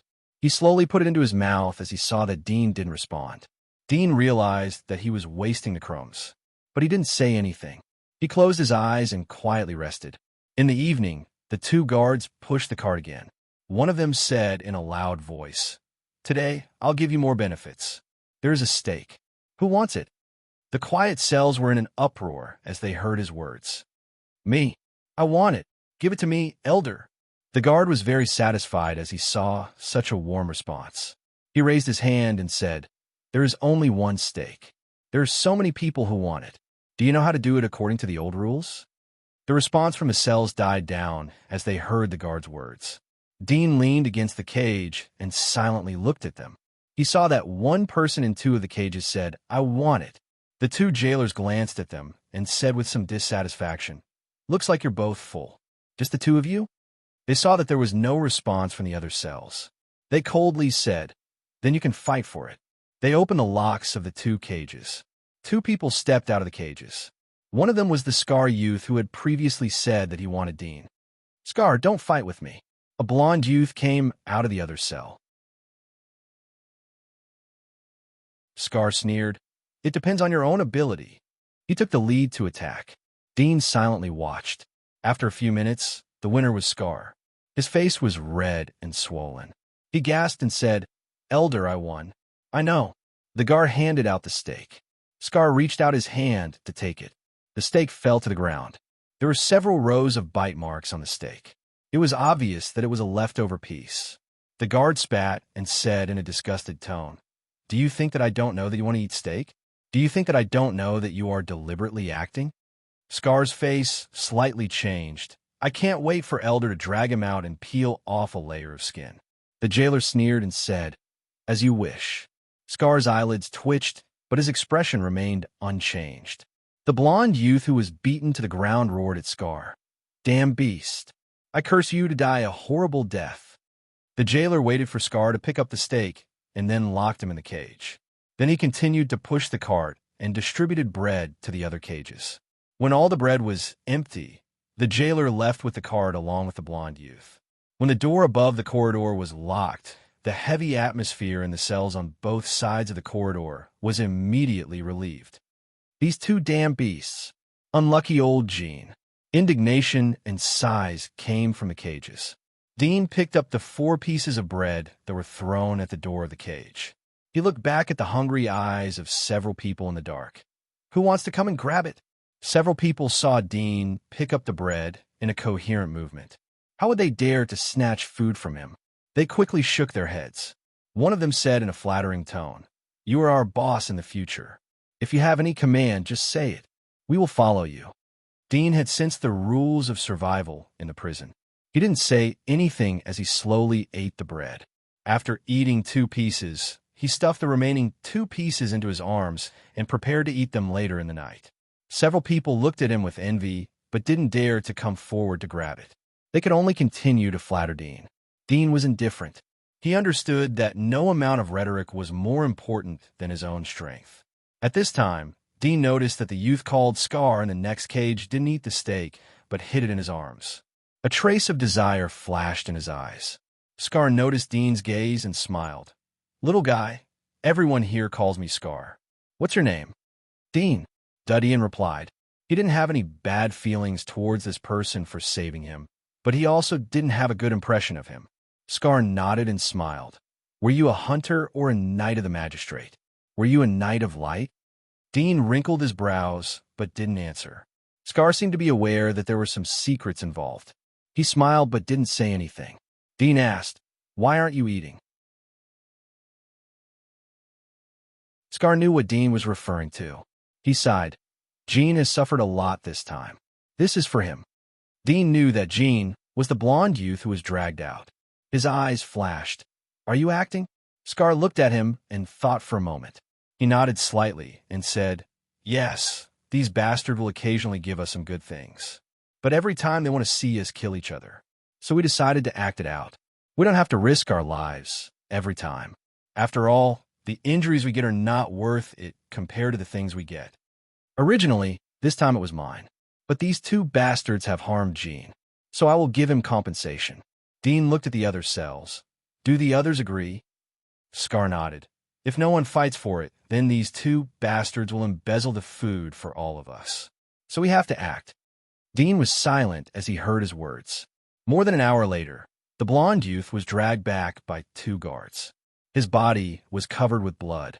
He was thrown into his cell and didn't move for a long time. After the 2 guards left, Scar shouted "Old Jean" twice. Seeing Jin's reaction, he threw the steak to him. "I left it for you. Eat it. You have suffered a lot today." The blonde youth got up with the help of the guards. He turned around and said, "It's nothing. One day I will pierce the asterisk shoal of these bastards." Scar sighed and shook his head. In the blink of an eye, it was midnight. Dean ate the remaining 2 pieces of bread and closed his eyes to continue to rest. Not long after he fell asleep, he suddenly felt an extremely soft sound approaching him. He immediately opened his eyes and saw a skinny young man among the group of people tiptoeing towards him. The thin youth was shocked as he saw Dean open his eyes. He didn't think that such a small movement would alarm Dean. He quickly waved his hand and apologized. Dean didn't say anything and closed his eyes again. The people who were sleeping in the other cells were awakened by this person. They looked up and understood what was going on. They fell back to sleep. The next day, Dean felt that the pain in his body had reduced a lot. His wounds had long been scarred. The steel nails on his shoulder blade were still aching. It seemed to be inflamed and the wound was slightly ulcerated. However, there were no knives or first aid items around. He could only smear his saliva on the wound. There were 2 meals a day, noon and evening. At noon, 3 pieces of bread were thrown. Dean didn't monopolize them. He ate 2 and threw the remaining 1 to the guards. After all, a corner dog will jump over a wall. He just wanted to heal as soon as possible and didn't want to tear his wounds again. Although it was just a piece of bread, the guards didn't fight for it. Instead, they divided a small piece equally. Dean understood that although no one was trustworthy, but at least they had built a tacit understanding with each other. Only such a tacit understanding could allow them to survive. Just like Scar and Jean, just like the others in the prison. The result of breaking the tacit understanding was inevitable that someone would die, like the fat middle-aged man. Under Dean's eye gouging and the jailer's beatings, the obese middle-aged man's momentum was gone. His body was seriously injured, and there was no nursing care or treatment. Injuries meant that his status would rapidly decline unless he was like Dean. Even if he was injured, he could still suppress others.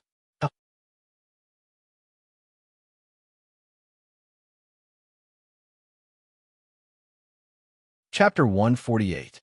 The next night, Fatty gradually woke up. He groaned and wanted to climb up, but his whole body was in pain. Especially the jailer's kicks had affected the steel nails under his shoulder blades.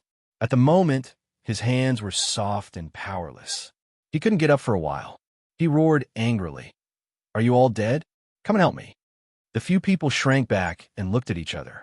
They looked at Dean, but didn't dare to make a move. Even the sturdy youth who reminded him shrank back in the corner and didn't say a word.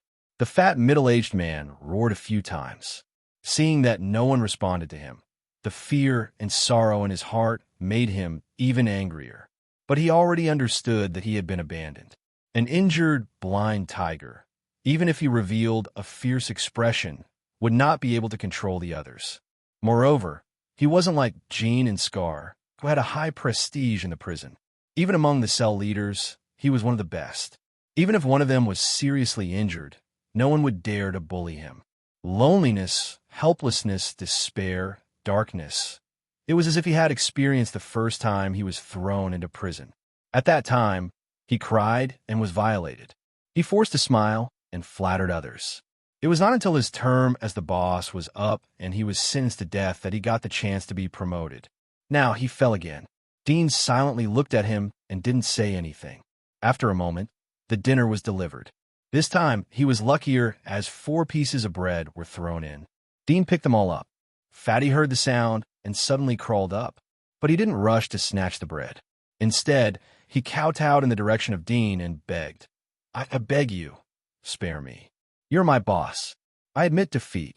I will be your thug in the future. I will do whatever you want me to do. Please don't hate me." Dean slightly frowned. He didn't expect that the reversal would be so big. He thought that Fatty would fight back in despair. After a moment of silence, he looked at the others. "Do you think I should forgive him?" The people who were sitting on the straw mats looked at the black bread in Dean's hand. One of them tentatively whispered, "Boss, why don't you forgive him? We are assigned a job in each prison. If we abolish him, then there will be one less person to do the work. It will be a loss." Dean nodded slightly. After the 2 guards left, he said, "Break one of his arms and the 3rd leg." The others were stunned. The fat middle-aged man's face changed. He couldn't help but clench his fists on the ground, but then he loosened them and begged, "Big brother, they are right. We have to work every week. If my arm is broken, I will become a cripple. The work will be divided equally among everyone. You will also suffer." Dean quietly looked at him. "Do you think I need to work by myself?" The obese middle-aged man was startled. The faces of the others changed. They knew the meaning of Dean's words. They didn't expect that their days would still be like this after the change of boss. They couldn't help but feel sad and indignant. Dean looked at them. Is no one going to make a move? The few of them looked at each other. There was anger in their hearts, but they maintained a tacit understanding and kept quiet. Dean took out 2 pieces of black bread from his arms. "Whoever is obedient, this belongs to him." The guard had used this trick in the past 2 days. Now he was using it. The few of them hesitated. Finally, one of them stepped forward and said, "I'll do it, but I'm afraid I can't beat him." Dean looked at the obese middle-aged man. "Did you hear me? I believe that if you are smart, then you won't resist. Otherwise, you will lose more than one hand. If my speculation is correct, then the rules here are very simple. There are only 2 rules. You're not allowed to kill and ensure the workload. So a little torture shouldn't be a problem." The obese middle-aged man's body trembled as he heard the words "a little torture." He was angry, but also afraid. He knew that Dean was completely right. As long as there was no killing and it didn't affect the workload, the guards would be happy to see a dog-eat-dog situation. Dean took out 2 pieces of black bread and gently bit it. He said while eating, The show can begin. The others looked at the black bread he was chewing. They gritted their teeth and went forward to surround the obese middle-aged man. The people in the other cells naturally noticed the situation here. But there was no laughter. Everyone felt a faint chill. They had seen vicious criminals and murderous devils. But they had never seen a person who could adapt so quickly. Dean wasn't purely retaliating. There was no trace of hatred or killing intent in his words. Instead, there was a kind of calmness. It was this calmness that made people feel an extremely dangerous atmosphere. Blood-curdling screams and furious roars resounded in the prison. The sound waves surged against the steel pillars of the cage, and then they were ruthlessly smashed into pieces. Dean was chewing the black bread that tasted like expired food, quietly watching the scene in front of him. When he finished eating, the atrocity in front of him was also over, leaving only the fat middle-aged man lying in a pool of blood. His crotch was blood red, and his left hand was broken. The performance was over. Several people looked at the black bread in Dean's hand. Dean was very trustworthy. He didn't say much. He threw the black bread into the blood of the obese middle-aged man. The few of them hurriedly picked it up, divided it up quickly, and ate it randomly.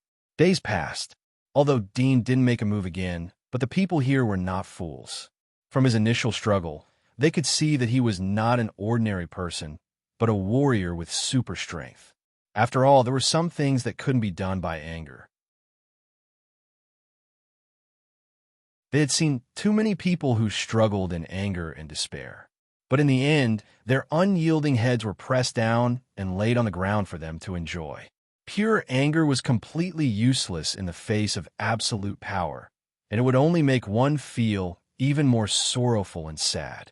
In the past few days, Dudian had occasionally talked to Scar. He knew that the prison was located at the bottom of the lake. There were 3 floors in the prison. They were on the first floor, which meant that they were the weakest criminals in the prison. To prove that a criminal was weak and strong, in addition to relying on their own strength, they also had committed crimes outside. Dean was charged with theft, so he naturally belonged to the weakest category.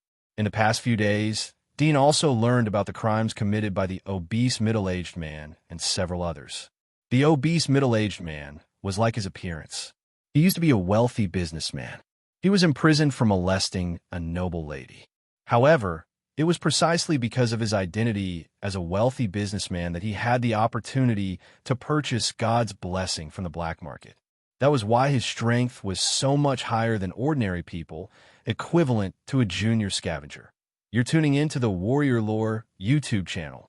Don't forget to subscribe and join us on this journey to catch the most captivating stories.